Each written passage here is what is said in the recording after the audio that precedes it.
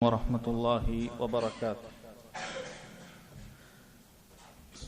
الحمد لله رب العالمين والصلاة والسلام على أشرف الأنبياء والمرسلين نبينا محمد وعلى آله وصحبه أجمعين أما بعد. ബഹുമാന്യരായ സഹോദരങ്ങളെ, സഹോദരിമാരെ, പ്രിയപ്പെട്ട വിദ്യാർത്ഥികളെ, ഉംദത്തുൽ അഹ്കാമിലെ കിതാബ് സക്കാത്തിലാണ് കഴിഞ്ഞ ക്ലാസ്സിൽ നമ്മൾ പ്രവേശിച്ചത്. സക്കാത്തുമായി ബന്ധപ്പെട്ട ഹദീസുകളാണ് അദ്ദേഹം ഈ അധ്യായത്തിൽ കൊടുത്തിട്ടുള്ളത്. സക്കാത്തിന്റെ ഏറ്റവും വളരെ പ്രധാനപ്പെട്ട ഒരുപാട് മസ്അലകൾ ഉൾക്കൊള്ളുന്ന ഒരു ഹദീസാണ് ഒന്നാമത്തെ ഹദീസ്. കഴിഞ്ഞ ദിവസം നമ്മൾ വായിച്ചത് നബി സല്ലല്ലാഹു അലൈഹി വസല്ലം യമനിലേക്ക് ദഅവത്തിനു വേണ്ടി സ്വഹാബികളെ പറഞ്ഞയച്ചപ്പോൾ അതിൽ തൗഹീദിന് ശേഷം, നിസ്കാരത്തിന് ശേഷം സക്കാത്ത് അവരിൽ നിന്നും പിരിച്ചെടുക്കേണ്ടതിനെ കുറിച്ച് അറിയിച്ച ഹദീസാണ് നമ്മൾ വായിച്ചത്. അത് ധനികരിൽ നിന്നും പിരിച്ചെടുക്കുകയും സാധുക്കൾക്കത് വിതരണം ചെയ്യുകയും വേണം എന്ന കാര്യമൊക്കെ സഹോദരങ്ങളെ നമ്മൾ കഴിഞ്ഞ ദിവസം മനസ്സിലാക്കിയിട്ടുണ്ട്. ഇനി ഹദീസ് സക്കാത്തിന്റെ നിസാബുമായി ബന്ധപ്പെട്ട വിഷയമാണ് അടുത്ത ഹദീസ്. الحديث الثاني من كتاب الزكاة. عن أبي سعيد الخدري رضي الله عنه قال قال رسول الله صلى الله عليه وسلم ليس فيما دون 5 أواق صدقة ولا فيما دون 5 ذود صدقة ولا فيما دون 5 أوسق صدقة. ഈ ഹദീസ് റിവായത്ത് ചെയ്തത് അബൂ സഈദ് അൽ ഖുദ്രിയാണ്. അദ്ദേഹത്തിന്റെ പേര് Saad bin Malik ibn Sinan al Khudri al Ansari al Khazraji റളിയല്ലാഹു അൻഹു. മദീനയിലെ ഖസ്റജ് ഗോത്രത്തിൽപ്പെട്ട മഹാനായ സ്വഹാബിയാണ് അബൂ സഈദ് അൽ ഖുദ്രി എന്ന പേരിൽ അറിയപ്പെടുന്ന Abu Saeed Saad bin Malik al Khudri റളിയല്ലാഹു അൻഹു. അദ്ദേഹം നബി സല്ലല്ലാഹു അലൈഹി വസല്ലമയെ ബൈഅത്ത് ചെയ്തതിനു ശേഷം 12ഓളം യുദ്ധങ്ങളിൽ അദ്ദേഹം പങ്കെടുത്തിട്ടുണ്ട്. ആദ്യത്തെ യുദ്ധം ഖന്ദഖ് യുദ്ധമായിരുന്നു. അതിനു മുമ്പ് അദ്ദേഹം ചെറിയ കുട്ടിയായിരുന്നു. അദ്ദേഹം ഒരുപാട് ഹദീസുകൾ ഹിഫ്ളാക്കിയിട്ടുള്ള അൽ മുക്സിരീൻ എന്നറിയപ്പെടുന്ന ആളുകളിൽപ്പെട്ടതാണ്. സ്വഹാബികളുടെ കൂട്ടത്തിൽ മുക്സിരീൻ ഒരുപാട് ഹദീസുകൾ റിവായത്ത് ചെയ്ത സ്വഹാബികളുണ്ട്. അബൂ ഹുറൈറ റളിയല്ലാഹു അൻഹുവിനെ പോലെ, ആയിഷ റളിയല്ലാഹു അൻഹയെ പോലെ, അങ്ങനെയുള്ള ഇബ്നു ഉമർ റളിയല്ലാഹു അൻഹുമയെ പോലെയൊക്കെയുള്ള ഒരുപാട് ഹദീസ് റിവായത്ത് ചെയ്യുന്ന സ്വഹാബികളെയാണ് മുക്സിരീൻ എന്ന് അറിയപ്പെടുന്നത്. പിന്നെ മുത്തവസ്സിത്തീൻ, അതിന് താഴെ എണ്ണം 1000-ലും മറ്റുമൊക്കെ ആയിട്ട് എണ്ണമൊക്കെ റിവായത്ത് ചെയ്യുന്ന സഹാബികളുണ്ട്. പിന്നെ മുഖല്ലീൻ, വളരെ കുറഞ്ഞ ഹദീസുകൾ മാത്രം റിവായത്ത് ചെയ്തിട്ടുള്ള, എണ്ണപ്പെട്ട ഹദീസുകൾ റിവായത്ത് ചെയ്തിട്ടുള്ള സ്വഹാബികളുണ്ട്. ഒരു ഹദീസ് മാത്രം റിവായത്ത് ചെയ്ത സ്വഹാബികളുണ്ട്. അതിനർത്ഥം ആ സ്വഹാബിക്ക് ഒരു ഹദീസേ അറിയുകയുള്ളൂ എന്നല്ല, ആ സഹാബിയിൽ നിന്നും ഒരു ഹദീസ് മാത്രമേ സഹിഹായി റിവായത്ത് ചെയ്യപ്പെട്ടു വന്നിട്ടുണ്ടാകുകയുള്ളൂ. അതുമായി ബന്ധപ്പെട്ട് കിതാബുകളൊക്കെ ചില പണ്ഡിതന്മാർ രചിച്ചിട്ടുണ്ട്. ഒറ്റ ഹദീസ് റിവായത്ത് ചെയ്ത സഹാബികൾ, മഫാരിദു സഹാബ എന്ന് പറഞ്ഞിട്ട് ഒറ്റ ഹദീസുകൾ റിവായത്ത് ചെയ്ത്. ഇപ്പൊ ഇദ്ദേഹം ധാരാളം ഹദീസുകൾ റിവായത്ത് ചെയ്ത ഒരു സഹാബിയാണ്. ഈ ഹദീസിന്റെ വിഷയം എന്ന് പറയുന്നത് അത് മിഖ്ദാറുൻ നിസാബാണ്. നിസാബ് എന്ന് പറഞ്ഞു കഴിഞ്ഞാൽ ഒരു നിശ്ചിത പരിധിയാണ്. ആ പരിധി എത്തിയാൽ മാത്രമേ നമുക്ക് സക്കാത്ത് കൊടുക്കേണ്ടതുള്ളൂ. നമ്മൾ പറഞ്ഞു സക്കാത്ത് കൊടുക്കേണ്ടത് ഗനിയാണ് എന്ന് പറഞ്ഞിട്ടുണ്ട്. ഗനി എന്ന് പറഞ്ഞു കഴിഞ്ഞാൽ സക്കാത്തിന്റെ അധ്യായത്തിൽ സ്വന്തം കാര്യം എല്ലാം തികയുന്ന ഒരുവനാണ് ഗനി എന്ന് പറയുന്നത്. വലിയ വീടും ബംഗ്ലാവും ഒന്നും ആവശ്യമില്ല. ആ ഗനീന് സക്കാത്ത് കൊടുക്കാൻ പാടില്ല. ഫക്കീറും മിസ്കീനെ കൊടുക്കാൻ പാടുള്ളൂ. ഗനി എന്ന് പറഞ്ഞാൽ അവനവന്റെ ചെലവുകൾ പൂർത്തിയാക്കാൻ ഒരാൾക്ക് പറ്റിയാൽ അവന് ഗനിയ.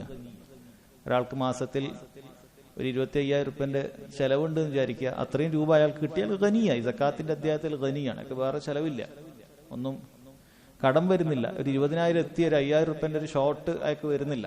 അങ്ങനെ വരുമ്പോൾ അയാൾ മിസ്കീന്റെ പദവിയിലേക്ക് എത്തും. വളരെയധികം കുറവാണ്, ഒരു പകുതി പോലും എത്തുന്നില്ല. 12,500 പോലും അയാൾക്കില്ല. 10 റുപ്യ ഉള്ളൂ കയ്യിൽ, 10,000 ഉള്ളൂ. എങ്കിൽ അയാൾ ഫക്കീർ എന്നുള്ള പരിധിയിലാണ് വരിക. ഇപ്പൊ ഇവിടെ നമ്മൾ പറഞ്ഞു വന്നിട്ടുള്ളത്, അങ്ങനെ ഗനിയായ ആൾക്ക് സക്കാത്തിന് അർഹതയില്ലാത്ത ആളുകൾക്ക് ഉടനെ സക്കാത്ത് കൊടുക്കേണ്ടി വരികയില്ല. അവർക്കൊരു നിസാബെത്തണം. അവർ സക്കാത്ത് കൊടുക്കേണ്ട ആളുകളാവണമെങ്കിൽ അവർക്ക് അവരുടെ സമ്പത്തിൽ ഒരു നിസാബെത്തണം. ചെറിയൊരു തുക, ഇപ്പൊ 25,000 ഉള്ള ആളെ കാര്യം ഞാൻ പറഞ്ഞു, അയാൾ ചെലവ് പൂർത്തിയാക്കുന്ന ആൾ. അയാൾക്ക് 30,000 ഉണ്ടാകുമ്പോഴേക്കും അയാൾ സക്കാത്ത് കൊടുക്കേണ്ട ആളാവില്ല. കാരണം അയാൾക്ക് മാസത്തിൽ ബാലൻസ് 5,000 റുപ്യാണ്. ഒരാൾക്ക് മാസത്തിൽ 5000 റുപ്യ ബാലൻസ് ഉള്ളൂ എങ്കിൽ വർഷത്തിൽ വേറെ ഒരു ചെലവും വന്നിട്ടില്ലെങ്കിൽ പോലും 60,000 റുപ്യ ഉണ്ടാവുള്ളൂ അല്ലെ. അപ്പോ അത് പൂർത്തിയായി വേറെ ചെലവുകളൊന്നും വന്നിട്ടില്ലെങ്കിൽ ഇൻഷാ അല്ലാഹ് നമ്മൾ പറയുന്ന കണക്ക് പ്രകാരം അയാൾക്ക് സക്കാത്തുണ്ട്. അപ്പൊ അതാണ് ഈ അധ്യായത്തിൽ ഈ ഹദീസിൽ പറയുന്നത്. ഓരോ ഇനത്തിന്റെയും പ്രധാനപ്പെട്ട 3 ഇനങ്ങളെ കുറിച്ച് നബി സല്ലല്ലാഹു അലൈഹി വസല്ലം ഇവിടെ പറഞ്ഞിട്ടുണ്ട്. ആ ഓരോ ഇനത്തിന്റെയും സക്കാത്തിനെ കുറിച്ച്, അതിന്റെ നിസാബിനെ കുറിച്ചിട്ടാണ് ഈ ഹദീസിൽ പറയുന്നത്. നോക്കാം. ഒന്നാമതായി പറഞ്ഞത് ലൈസ ഫീമാ ദൂന ഖംസി അവാഖിൻ സദഖ. 5 ഊഖിയക്ക് താഴെ ഉള്ളതിന് സദഖ ഇല്ല. സദഖ എന്നിവിടെ പ്രയോഗിച്ചതൊക്കെ നിർബന്ധ സക്കാത്തിനെ കുറിച്ചാണ്. അപ്പൊ 5 ഊഖിയക്ക് താഴെ ഉള്ളതിന് സദഖ ഇല്ല എന്നാണ്. ഊഖിയ എന്ന് പറഞ്ഞു കഴിഞ്ഞാൽ അത് 40 ദിർഹമാണ്. ദിർഹം എന്ന് പറഞ്ഞാൽ വെള്ളി നാണയമാണ്. അപ്പൊ 40 ദിർഹത്തിനാണ് നമ്മളൊരു ഊഖിയ എന്ന് പറയുന്നത്. അപ്പൊ 5 ഊഖിയ എന്ന് പറയുമ്പോൾ എത്രയായിരിക്കും? 10ാം ക്ലാസ് കണക്കൊക്കെ അറിയുന്ന ആൾക്കാരുണ്ടല്ലോ. 5 ഊഖിയ എന്ന് പറയുമ്പോൾ എത്രയായിരിക്കും? ഒരു ഊഖിയ 40 ദിർഹമാണ്. അപ്പൊ 5 ഊഖിയ, നിങ്ങൾ 10ാം ക്ലാസ് ആർക്ക് ഇവിടെ ഇരിക്കുന്നുണ്ട്. 5 ഊഖിയ എത്ര ആവും? 200 ദിർഹം. 200 ദിർഹമാണ് 5 ഊഖിയ എന്ന് പറയുന്നത്. 200 ദിർഹമാണ് 5 ഊഖിയ എന്ന് പറയുന്നത്. ശരി. അപ്പൊ 200 ദിർഹത്തിന് താഴെ ഒരാളുടെ കയ്യിലുണ്ടായാൽ അയാൾക്ക് എന്തില്ല? സക്കാത്ത് ഇല്ല എന്നാണ് പറയുന്നത്. ഇന്നത്തെ കണക്ക് ഇൻഷാ അല്ലാഹ് പറയാം. രണ്ടാമത് പറഞ്ഞത് വലാ ഫീമാ ദൂന ഖംസി ദൗദിൻ സദഖ. 5 ദൗദിന് താഴെ ഉള്ളതിന് സദഖ ഇല്ല. ഇത് ഒട്ടകവുമായി ബന്ധപ്പെട്ട വിഷയമാണ്. ബഹീമത്തുൽ അൻആമിൽ ഒട്ടകത്തിന്, ആട്, മാട്, ഒട്ടകത്തിനൊക്കെ സക്കാത്ത് ഉണ്ട്. അപ്പൊ അതിന്റെ വിശദമായ എല്ലാ ഡീറ്റെയിൽസും നമ്മൾ ഈ ഉംദത്തുൽ അഹ്കാമിന്റെ ഹദീസുകളിൽ ഇല്ല, അതിൽ കൊടുത്തിട്ടില്ല. അതിൽ പ്രധാനപ്പെട്ട ചിലതേ കൊടുത്തിട്ടുള്ളൂ. അപ്പൊ അതില് ഒട്ടകത്തിന്റെ സക്കാത്ത് പറയുകയാണെങ്കിൽ 5 ദൂദിന് താഴെ സക്കാത്ത് ഇല്ല എന്നാണ് പറയുന്നത്. അപ്പൊ ദൂദ് എന്ന് പറയുന്നത് അത് 3 തൊട്ട് 10 വയസ്സ് വരെയൊക്കെയുള്ള ഒട്ടകത്തിന്റെ പ്രായത്തിനാണ് ദൂദ് എന്ന് പറയുന്നത്. അങ്ങനെ പ്രായമുള്ള ഒട്ടകം, അങ്ങനെയുള്ള ഒരു 5 എണ്ണത്തിൽ കുറവാണെങ്കിൽ 4 ഒട്ടകത്തിന് സക്കാത്തില്ല. 5 ഒട്ടകത്തിന് സക്കാത്തുണ്ട്. ഒരു ആടാണ് അതിൽ കൊടുക്കേണ്ടത്. പക്ഷേ അതുമായി ബന്ധപ്പെട്ട് അതിന്റെ കൃത്യമായി എളുപ്പമാണ് കാര്യങ്ങളൊക്കെ. 10 ഒട്ടകത്തിന് 2 ആട്, 15 ഒട്ടകത്തിന് 3 ആട്, അങ്ങനെ അതിന്റെ കണക്കുകളുണ്ട്. അപ്പൊ അത് 5 ഒട്ടകത്തിന് എത്തുന്നത് വരെ, 5ന് താഴെ 4 ഒട്ടകം ഒരാൾക്കുണ്ട് എങ്കിൽ അതിനും അയാൾക്ക് എന്തില്ല? സക്കാത്തില്ല. അപ്പൊ നിസാബ് 5 ഒട്ടകമാണ് നിസാബ് എന്ന് മനസ്സിലായി. ഒട്ടകത്തിൽ 5 എണ്ണമാണ് നിസാബ് എന്ന് മനസ്സിലായി. വലാ ഫീമാ ദൂന ഖംസതി ഔസുഖിൻ സദഖ. അതുപോലെ 5 ഔസുഖിന് താഴെ സദഖ ഇല്ല. അപ്പൊ ഇവിടെ ഔസുഖ് എന്നുകൊണ്ട് ഉദ്ദേശിക്കുന്നത് വിസ്ക് എന്നുള്ളതിന്റെ ബഹുവചനമാണ് ഔസുഖ്. ഇത് നമ്മളെ ധാന്യങ്ങളും മറ്റുമായി കണക്കാക്കുന്ന കാര്യമാണ്. 5 ഔസുഖ് എന്ന് പറഞ്ഞു കഴിഞ്ഞാൽ ഏകദേശം അത് ഒരു വിസ്ക് എന്ന് പറയുന്നത് ഏകദേശം 60 സാ ആണ്. ഒരു വിസ്ക് 60 സാ ആണ്. 5 ഔസുഖ് എത്ര ഉണ്ടാവും? 5 ഔസുഖ് എത്ര ഉണ്ടാവും? 300 അല്ലെ? ഒരു വിസ്ക് 50 സാ ആണ്, 60 സാ ആണ്. 5 എണ്ണം ആകുമ്പോൾ 5 വിസ്ക് എന്ന് പറഞ്ഞാൽ 300 സാഇന് താഴെയാണ് എങ്കിൽ നമ്മൾ കൊടുക്കേണ്ടത്. 300 സാ, ഒരു സാ എന്ന് പറഞ്ഞാൽ നമുക്കറിയാം എങ്ങനെയാണ് ഒരു സാ? 4 മുദ്ദാണ് ഒരു സാ. ഒരു മുദ്ദ് എന്ന് പറഞ്ഞാൽ ഒത്ത വീതിയുള്ള ഒരു മനുഷ്യന്റെ കൈ രണ്ടും കോരിയെടുക്കുന്നതിൽ കിട്ടുന്നതാണ് ഒരു മുദ്ദ് എന്ന് പറയുന്നത്, അല്ലെ? അങ്ങനെയുള്ള 4 കോരലാണ് എന്ത് വരുന്നത്? ഒരു സാ. അങ്ങനെയുള്ള 4 കോരലാണ് ഒരു സാ. അങ്ങനെയുള്ള 300 സാ ആണ് പറയുന്നത്. അത് ഓരോ ധാന്യത്തിനും അതിന്റെ കണക്ക് വ്യത്യാസപ്പെടും. നമ്മൾ സക്കാത്തുൽ ഫിത്തറിനൊക്കെ സാ ഒക്കെ കണക്കാക്കി കൊടുക്കുന്നുണ്ട്. സാഇന്റെ സാ നബവി നബി സല്ലല്ലാഹു അലൈഹി വസല്ലം സാ എത്രയാണ്, അതിൽ കിട്ടിയ പാത്രത്തിനൊക്കെ കണക്കാക്കി, സനദുള്ള പാത്രമൊക്കെ കണക്കാക്കി പല അഭിപ്രായങ്ങളും ഉണ്ട്. ഇപ്പൊ ഇവിടെ പറയുന്നത് 300 സാ അഥവാ 5 ഔസുഖ് അത്രക്ക് താഴെയുള്ളതിന് സക്കാത്തില്ല എന്നാണ്. നമുക്കിനി ആധുനിക ഭാഷയിലേക്ക് വരും. ഇന്നത്തെ കാലത്ത് പറയുമ്പോഴാണ് നമുക്ക് മനസ്സിലാക്കുക. ഇപ്പൊ ആദ്യത്തേത് നമ്മൾ പറഞ്ഞു, വെള്ളിയുടെ കാര്യം പറഞ്ഞു. അത് 200 ദിർഹമാണ് എന്ന് പറഞ്ഞിട്ടുണ്ട്. കാരണം 5 ഉഖിയ എന്ന് പറഞ്ഞാൽ ഓരോ ഉഖിയ 40 ദിർഹം വെച്ചിട്ട് 200 ദിർഹമാണ് വെള്ളിയുടെ കണക്ക് എന്ന് പറഞ്ഞിട്ടുണ്ട്. അപ്പൊ ആ ദിർഹത്തിന് നമ്മൾ ഒരു ദിർഹം എന്ന് പറയുന്നത് ഏകദേശം 2.975 ഗ്രാം വെള്ളിയാണ്. ഒരു ദിർഹം എന്ന് പറയുന്നത്, അതായത് നബി സല്ലല്ലാഹു അലൈഹി വസല്ലം കാലഘട്ടത്തിലുള്ള ആ കണക്ക് വെച്ചിട്ടാണ് അത് പറയുക. 2.975 അത് 200 കൊണ്ട് നമുക്ക് ഗുണിച്ചു കഴിഞ്ഞാൽ കിട്ടുന്നതാണ് 595 ഗ്രാം വെള്ളി. 595 ഗ്രാം വെള്ളിയാണ് ഇന്നത്തെ കണക്ക്. അപ്പൊ വെള്ളി ഒരാളുടെ കയ്യിലുണ്ട് എങ്കിൽ 595 ഗ്രാമിന്റെ താഴെയാണെങ്കിൽ അയാൾക്ക് സക്കാത്ത് ഇല്ല. 595 ഗ്രാം ആണെങ്കിൽ സക്കാത്ത് ഉണ്ട്. അതാണ് ഒന്നാമതായി പറഞ്ഞത്. ഇവിടെ സ്വർണത്തിന്റെ കാര്യം പറഞ്ഞിട്ടില്ല. അതുകൊണ്ട് നമുക്കത് സ്വർണവും കൂടി മനസ്സിലാക്കേണ്ടതുണ്ട്. സ്വർണത്തിന്റെ കാര്യം നമുക്ക് മനസ്സിലാക്കാൻ സാധിക്കും. സ്വർണം അതിന് സക്കാത്ത് വരുന്നത് 20 മിസ്കാലാണ് എന്നാണ്. 20 മിസ്കാലൻ എന്നാണ് ഒരു ഹദീസിൽ വന്നിട്ടുള്ളത്. പക്ഷെ പണ്ഡിതന്മാർ പറയുന്നത് ആ ഹദീസിൽ ദഅഫുണ്ട്, ദുർബലതയുണ്ട് എന്നാണ്. പക്ഷേ ഇമാം മാലിക് റഹിമഹുല്ലാ അഹ്ലുൽ മദീനക്കാരുടെ ഇജ്മാ ഉദ്ധരിച്ചിട്ടുണ്ട്. ഈ വിഷയത്തിൽ 200 മിസ്കാലാണ് എന്നുള്ളത് എതിരഭിപ്രായമില്ല. അപ്പൊ ദീനിന്റെ ചില വിഷയങ്ങൾ അങ്ങനെ ഉണ്ടാവും. സ്വഹീഹായ ഹദീസ് ഒരു വിഷയത്തിൽ ഇല്ലെങ്കിലും സഹാബികളുടെയോ താബിഈങ്ങളുടെയോ അയിമ്മത്തുകളുടെയോ ഒക്കെ ഇജ്മാ ഉണ്ടാകുന്ന ചില വിഷയങ്ങളൊക്കെ ഉണ്ടാവും. വളരെ പ്രധാനപ്പെട്ട അറിയപ്പെട്ട ഒരു വിഷയമായിരിക്കും. അതിന് ചിലപ്പോൾ നോക്കുമ്പോൾ ഒരു സ്വഹീഹ ഹദീസ് ഉണ്ടാവുകയില്ല. പക്ഷെ അത് അമലുൽ മുസ്ലിമീങ്ങളുടെ അമലാണെന്ന് പറയും. സഹാബികൾ മുതൽ ഇങ്ങോട്ട് അങ്ങനെയാണ് ചെയ്തത്. അവരുടെ ഇജ്മാ അങ്ങനെയാണ്. അതിനൊരു എതിരഭിപ്രായം മുസ്ലിം ഉമ്മത്തിൽ വന്നിട്ടുണ്ടാവുകയില്ല. അത് തെളിവായി പരിഗണിക്കുന്ന കാര്യമാണ്. അപ്പൊ ഇതങ്ങനെ തെളിവായി പരിഗണിച്ച ശൈഖുൽ ഇസ്ലാം ഇബ്നു തൈമിയ്യ പറയുന്നുണ്ട്, ഹാദിഹി സബതത് ബിൽ ഇജ്മാ വലം തസ്ബുത് ബിൽ ഹദീസ്. ഈ സ്വർണത്തിന് 20 മിസ്കാലാണ് എന്നുള്ളത് ഇജ്മാ കൊണ്ട് തെളിവ് വന്നതാണ്, സ്വഹീഹ ഹദീസ് കൊണ്ട് സ്ഥിരപ്പെട്ടിട്ടില്ല എന്നുള്ളത്. എന്തായാലും അത് അറിയപ്പെട്ട കാര്യമാണ്. 20 മിസ്കാലാണ്. അപ്പൊ മിസ്കാലിന്റെ കണക്ക് നമുക്കറിയില്ല. ഒരു മിസ്കാൽ എന്ന് പറയുന്നത് 4.25 ഗ്രാമാണ്. ഒരു മിസ്കാൽ എന്ന് പറയുന്നത്, ഒരു മിസ്കാൽ സ്വർണം എന്ന് പറഞ്ഞാൽ 4.25 ഗ്രാം, ഏകദേശം അരപ്പവനേക്കാൾ 4 ഗ്രാം പവൻ അല്ലെ കൂടുതൽ. അപ്പൊ അങ്ങനെയുള്ള 20 മിസ്കാൽ എന്ന് പറയുമ്പോൾ അങ്ങനെയാണ് 85 ഗ്രാം കിട്ടുന്നത്. അങ്ങനെയാണ് 85 ഗ്രാം സ്വർണത്തിന് നമ്മൾ കേട്ടിട്ടുണ്ടാവും. 85 ഗ്രാമാണ് സ്വർണം. അതാണ് നമ്മൾ 10.5 പവൻ എന്ന് പറയുന്നത്. 84 ഗ്രാം ആകുമ്പോൾ 10.5 പവനാകും. അങ്ങനെയാണ് 10.5 പവൻ സ്വർണം നിങ്ങൾ കേട്ടിട്ടുണ്ടാവും. അതിന്റെ സക്കാത്ത് 10.5 പവനാണ് നിസാബ് അല്ലെ. 10 പവൻ ഒരാൾക്ക് കയ്യിൽ സ്വർണ്ണം ഉണ്ടെങ്കിൽ അയാൾക്ക് സക്കാത്തില്ല. പക്ഷെ 10.5 പവനാൽ 85 ഗ്രാമാണ് ശരിക്ക് വരുന്നത് എന്ന് മനസ്സിലാക്കാൻ സാധിക്കും. ഇനി എങ്ങനെയാണ് അതിന്റെ സക്കാത്ത് വരിക? ഒരാളുടെ കയ്യിൽ ഇന്ന് 85 ഗ്രാം സ്വർണം കിട്ടി, അതായത് 10.5 പവൻ ഒരു സ്ത്രീക്ക് ഇന്ന് കിട്ടി എന്ന് വിചാരിക്കുക. അല്ലെങ്കിൽ ഒരു മനുഷ്യന് സ്വർണം 10.5 പവൻ അയാൾ കിട്ടി, ഇന്ന് തന്നെയാണ് സക്കാത്ത് കൊടുക്കേണ്ടത്? അല്ല.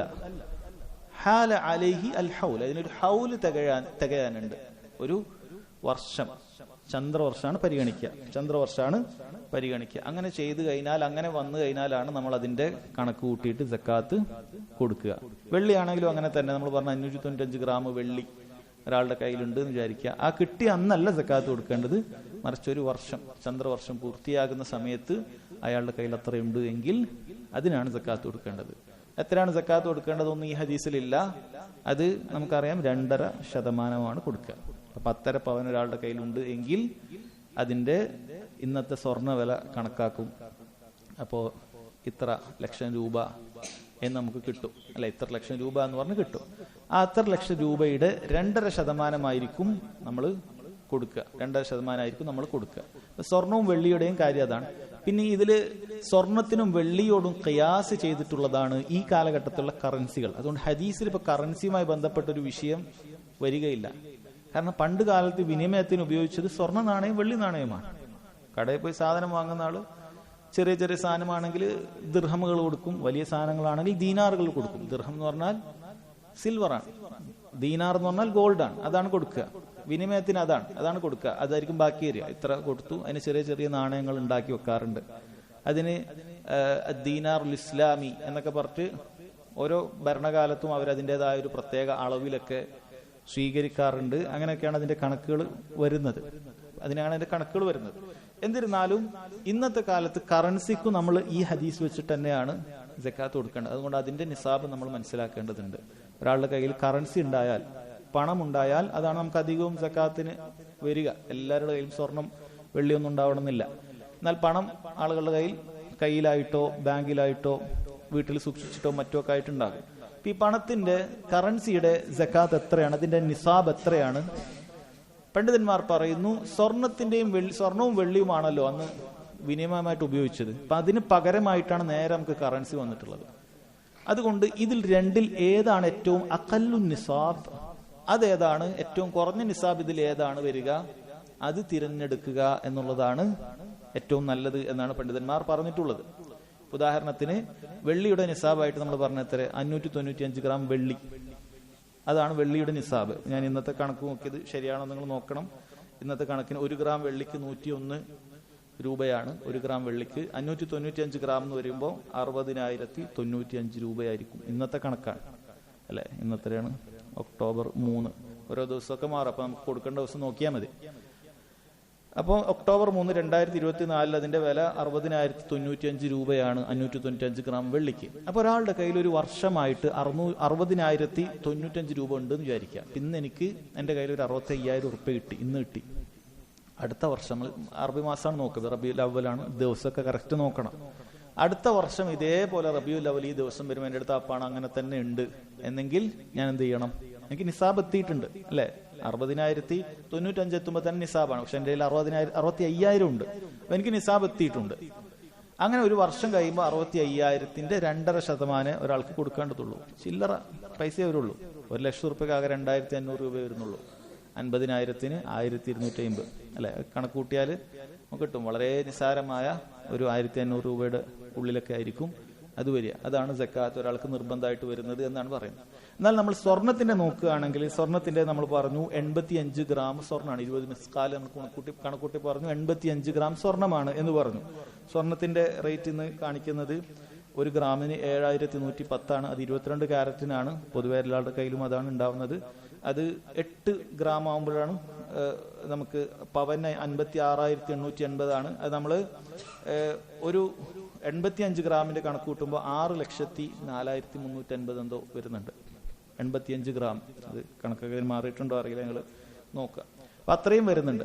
അപ്പൊ സ്വർണത്തിന്റെ നിസാബാണ് നമ്മൾ പരിഗണിക്കുന്നത് എങ്കിൽ ഒരാളുടെ കയ്യിൽ 1,00,000 ഉറുപ്പ്യ ഉണ്ടായ സക്കാത്ത് കൊടുക്കേണ്ടി വരില്ല, 2,00,000 ഉറുപ്പ്യ ഉണ്ടായ കൊടുക്കേണ്ടി വരില്ല, 5,00,000 ഉറുപ്പ്യ ഉണ്ടായ കൊടുക്കേണ്ടി വരില്ല. മറിച്ച് 85 ഗ്രാം സ്വർണത്തിന്റെ വില എത്രയാണോ അയാളുടെ കയ്യിൽ എത്തുന്നത് അപ്പോഴേ അയാൾക്ക് നിസാബ് എത്തിയിട്ടുള്ളൂ എന്നാണ് പറയുന്നത്. അപ്പൊ പാവങ്ങൾക്ക് കൂടുതൽ ഉപകാരമുണ്ടാവുക ഒരാൾ വെള്ളിയുടെ സക്കാത്ത് കൊടുക്കുക എന്നുള്ളതാണ്. വെള്ളിയുടെ നിസാബ് വെച്ചിട്ട് സക്കാത്ത് കൊടുക്കുക, പണത്തെ വെള്ളിയോട് താരതമ്യപ്പെടുത്തിയിട്ട്. അതുകൊണ്ട് തന്നെ ഒരാൾക്ക് 1,00,000 രൂപ ഒരാളുടെ കയ്യിലുണ്ടെങ്കിലും അടുത്ത വർഷം കഴിയുമ്പോൾ അയാൾ അതിന് 2,500 രൂപ സക്കാത്ത് കൊടുക്കുന്ന ആളായിരിക്കും. 2,00,000 രൂപ ഉണ്ടെങ്കിൽ 5,000 രൂപ കൊടുക്കുന്ന ഒരാളായിരിക്കും അയാൾ. എന്നാൽ സ്വർണത്തിന് കണക്ക് കൂട്ടിയാൽ ഈ പറയുന്ന 6,04,000 ചില്ലറ വരുമ്പോൾ മാത്രമേ അയാൾക്ക് നിസാബ് എത്തുന്നുള്ളൂ. കൊടുക്കുമ്പോൾ കറക്റ്റ് തന്നെ കൊടുക്കണം. 6,00,000ന്റെ 2% കൊടുക്കുമ്പോൾ അയാൾക്ക് അത്രയും പൈസ കൊടുക്കണം. പക്ഷെ അതിനിടയിൽ വരുന്ന എമൗണ്ട് ഒക്കെ അയാളുടെ കയ്യിലുണ്ടായ അയാൾ നിസാബിൽ പെടുന്നില്ല. അതുകൊണ്ട് അയാൾക്ക് ഏറ്റവും ലാഭകരം എന്ന് പറയുന്നത്, ഏറ്റവും പാവപ്പെട്ട ആളുകൾക്ക് ഏറ്റവും നല്ലത് എന്ന് പറയുന്നത് നമ്മൾ ചെറിയ വെള്ളിയുടെ നിസാബ് പരിഗണിക്കലാണ്. അതുകൊണ്ട് അധിക പണ്ഡിതന്മാരും അത് പരിഗണിക്കണം എന്നാണ് പറയുന്നത്. എന്നാൽ ഇത് ഈ വിഷയത്തിൽ വ്യക്തമായ അഭിപ്രായ വ്യത്യാസമുള്ളൊരു വിഷയമാണ് എന്നോട് മനസ്സിലാക്കുക. വ്യക്തമായ അഭിപ്രായ വ്യത്യാസമുണ്ട്. ചിലർ സ്വർണത്തിൻ്റെതാണ് നോക്കേണ്ടത് എന്ന് പറഞ്ഞ പണ്ഡിതന്മാർ ഉണ്ട്. അതുകൊണ്ട് അത് മനസ്സിലാക്കുക. ഇതാണ് നമ്മൾ സ്വർണവും സമ്പത്തുമായി ബന്ധപ്പെട്ട വിഷയത്തിൽ മനസ്സിലാക്കേണ്ടത്. ഇപ്പം എല്ലാത്തിനും സക്കാത്തുണ്ട്. സ്വർണത്തിനും വെള്ളിക്കും സക്കാത്തുള്ളതുപോലെ തന്നെ സമ്പത്തിനും സക്കാത്തുണ്ട്. ആ സമ്പത്ത് ഏത് രൂപത്തിലുള്ള സമ്പത്തായാലും, അത് സാലറി ആയിട്ട് കിട്ടിയാലും ശരി, കച്ചവടം ചെയ്ത് കിട്ടിയാലും ശരി, എങ്ങനെ കിട്ടിയാലും നമ്മുടെ കയ്യിൽ നിസാബ് എന്നാണോ എത്തുന്നത് അന്ന് ആ ഡേറ്റാണ് നമ്മൾ ഓർമ്മിക്കേണ്ടത്. നിസാബ് എന്നാണോ എത്തുന്നത് ആ ഡേറ്റ് ഓർമ്മിക്കുക.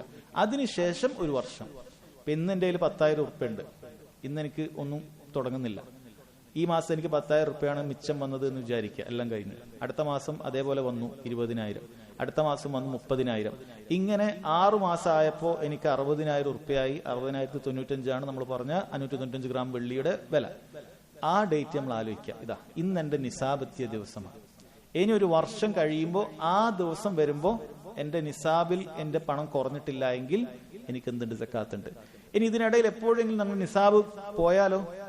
ഇപ്പൊ 60,000 എത്തി, അടുത്ത മാസം 70,000 എത്തി, അതിന്റെ അടുത്ത മാസം 80,000 എത്തി, പിന്നെ അത് ഒരു 80,000 ഉറുപ്പിന്റെ ഒരു ചെലവ്. നമ്മൾ എന്തെങ്കിലും വസ്തു വാങ്ങി എന്ന് വിചാരിക്കുക, നമ്മളൊരു വാഹനം വാങ്ങി, ഒരു ബൈക്ക് വാങ്ങിയ ഒരാൾ, അല്ലെങ്കിൽ വേറെ എന്തെങ്കിലും ഒരു ആവശ്യത്തിന് ഹോസ്പിറ്റൽ ചെലവിനെടുത്തു. അപ്പൊ നമ്മൾ നിസാബിൽ താഴെപ്പോയി. അപ്പൊ നമ്മുടെ ഹൗല് വീണ്ടും ആരംഭിക്കണം. ഹൗല് ഇൻഖതഅൽ ഹൗല് മുറിഞ്ഞുപോയി. പിന്നെ നമുക്ക് വീണ്ടും 60,000 എപ്പോഴാണോ ആകുന്നത് അപ്പോഴാണ് നമ്മുടെ ഹൗല് ആരംഭിക്കുകയുള്ളൂ. ശരിക്കും മനസ്സിലാക്കണം. ഹൗല് ആരംഭിക്കണമെങ്കിൽ നിസാബ് എത്തണം. അപ്പൊ നിസാബിന്റെ കണക്കാണ് ഇവിടെ പറയുന്നത്. നിസാബ് എന്നെത്തുന്നുവോ അന്ന് മുതൽ ഒരു വർഷം എത്തുമ്പോഴാണ് ഹൗല് പരിഗണിക്കുക. അതിനിടയിൽ എപ്പോഴെങ്കിലുമൊക്കെ എന്തെങ്കിലുമൊക്കെ ചെലവിന് വേണ്ടി നമ്മുടെ പണം കുറഞ്ഞു പോയാൽ അവിടെ ഹൗല് മുറിയുന്നതായിരിക്കും. വീണ്ടും നിസാബ് എത്തിയിട്ട് ഒന്ന് റൊട്ടേറ്റ് ചെയ്യണം. ഇതൊക്കെ ഇങ്ങനെ ഒരു ബോർഡറിൽ പോകുന്ന ആളുകൾക്ക് ഇത് വേണ്ടി വരുള്ളൂ. അല്ലാത്ത ആൾക്കാരുടെ ഇഷ്ടം പോലെ പൈസ ഉള്ള ആൾക്കാരുണ്ടാകുമ്പോൾ അവരുടെ നിസാബ് ഒന്നും ഒരിക്കലും മുറിയില്ല. കാരണം 1,00,000 2,00,000 ഉറുപ്പ്യൊക്കെ ഒന്നും ബാലൻസ് ഉള്ള ആളെ സംബന്ധിച്ചിടത്തോളം അവരുടെ നിസാബ് മുറിയുന്നില്ല, ഹൗല് മുറിയുന്നില്ല. കാരണം നിസാബിൽ താഴെ പോകുന്നില്ലല്ലോ, നിസാബിൽ താഴെ പോകുന്നില്ല. അതുകൊണ്ട് ഒരു വർഷം ആകുന്ന സമയത്ത് നമ്മൾ കണക്കൂട്ടിയിട്ടാണ് സക്കാത്ത് കൊടുക്കേണ്ടത്. ഇനി ഹദീസിൽ നിന്നുള്ള ഫിഖുൽ ഹദീസ്, ഈ ഹദീസിലുള്ള പ്രധാനപ്പെട്ട കാര്യം, നബി സല്ലല്ലാഹു അലൈഹി വസല്ലം പറഞ്ഞു ലൈസ ഫീമാ ദൂന ഖംസി അവാഖിൻ സദഖ, 5 ഊഖിയക്ക് താഴെ സദഖ ഇല്ല എന്ന് പറഞ്ഞിട്ടുണ്ട്. അതുകൊണ്ട് തന്നെ പണ്ഡിതന്മാർ അതിൽ മസല പറഞ്ഞു, അതിൽ നിന്നും ചെറിയ എമൗണ്ട് താഴെ വന്നാൽ ഒരാൾക്ക് സക്കാത്ത് കൊടുക്കൽ നിർബന്ധമില്ല.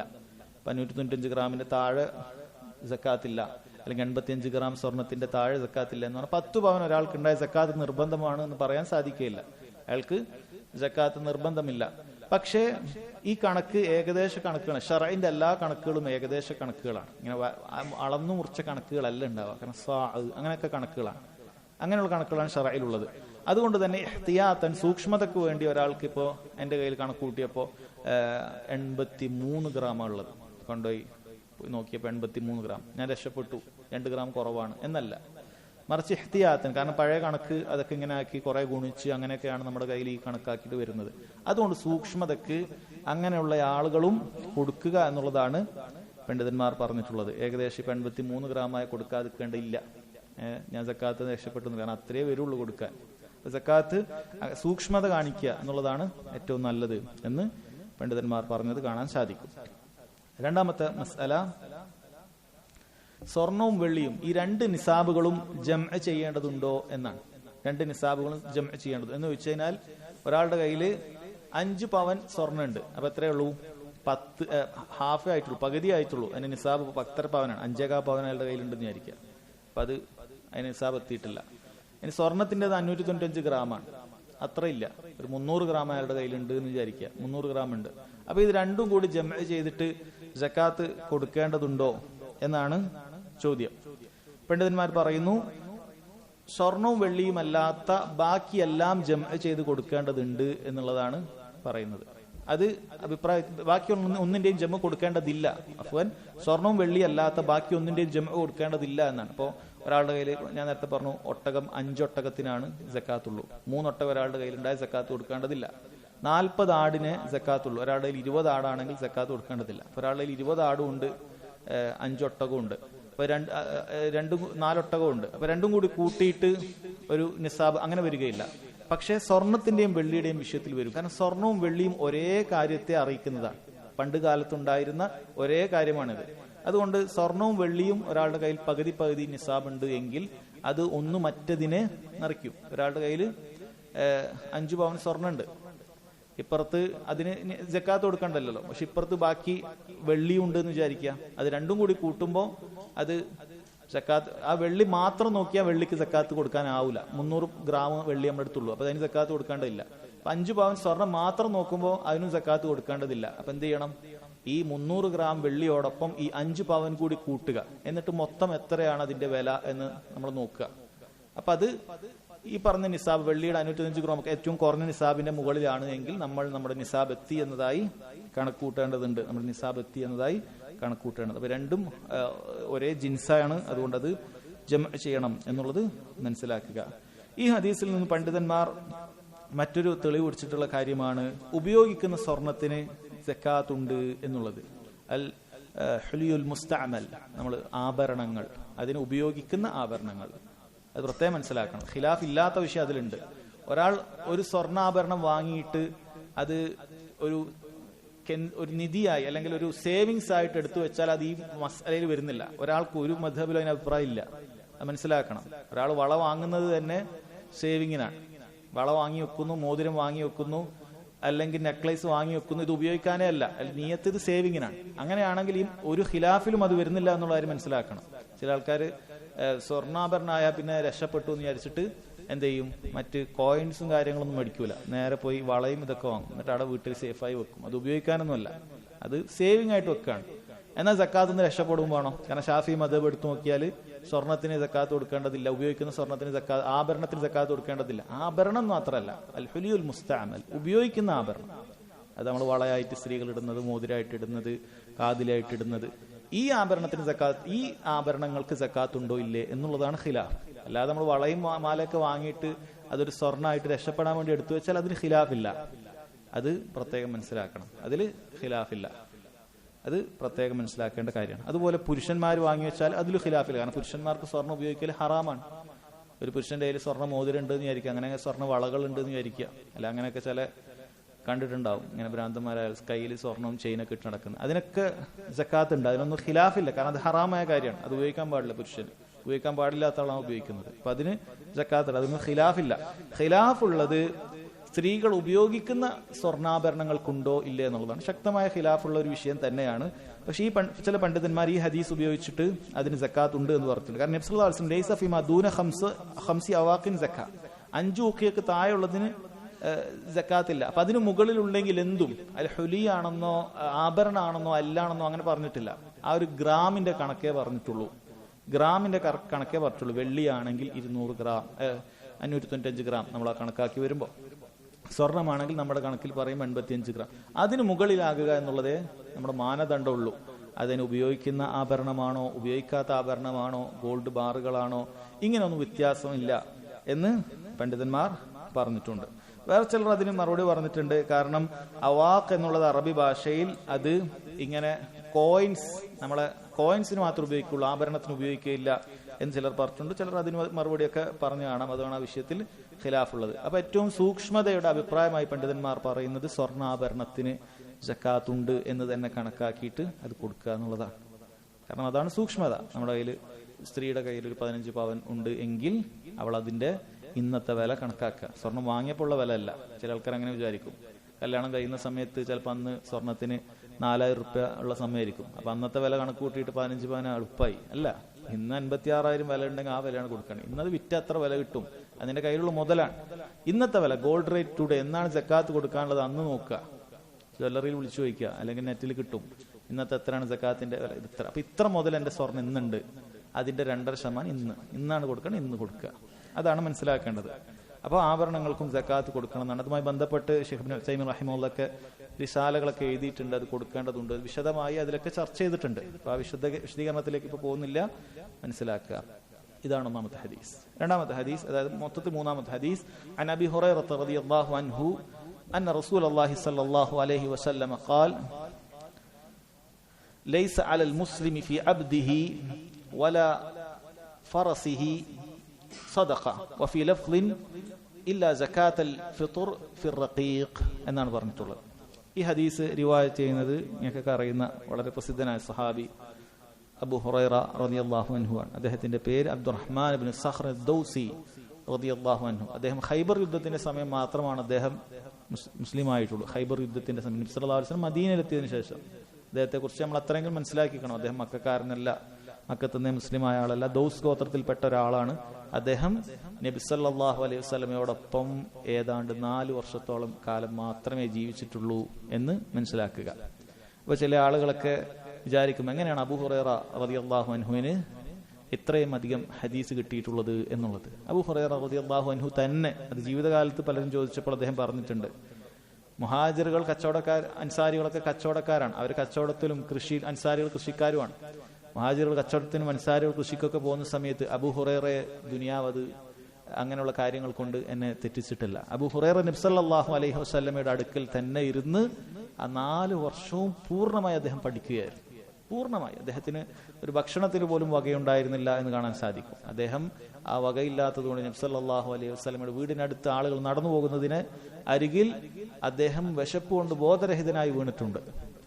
ഒരിക്കൽ നബി സല്ലല്ലാഹു അലൈഹി വസല്ലം ഒരു മജ്ലിസിൽ, ഒരു ക്ലാസ് എടുക്കുന്നതിന് വേണ്ടി ഒരു സ്ഥലത്ത് മജ്ലിസിൽ ഒരുമിച്ച് കൂടിയപ്പോൾ നബി സല്ലല്ലാഹു അലൈഹി വസല്ലം അവിടുന്ന് പറഞ്ഞു, മൻ യബ്സുതു റിദാഅഹു ഹത്താ അഖ്ലിയ മഖാലതി സുമ്മ യഖ്ബിദുഹു ഇലൈഹി ഫലൻ യൻസ ശൈഅൻ സമിഅഹു മിന്നി. നബി സല്ലല്ലാഹു അലൈഹി വസല്ലം പറഞ്ഞു, ആരെങ്കിലും അവന്റെ റിദ എന്ന് പറഞ്ഞാൽ നമ്മൾ ഉംറത്തുണിയുടെ മേൽഭാഗമാണ് റിദ.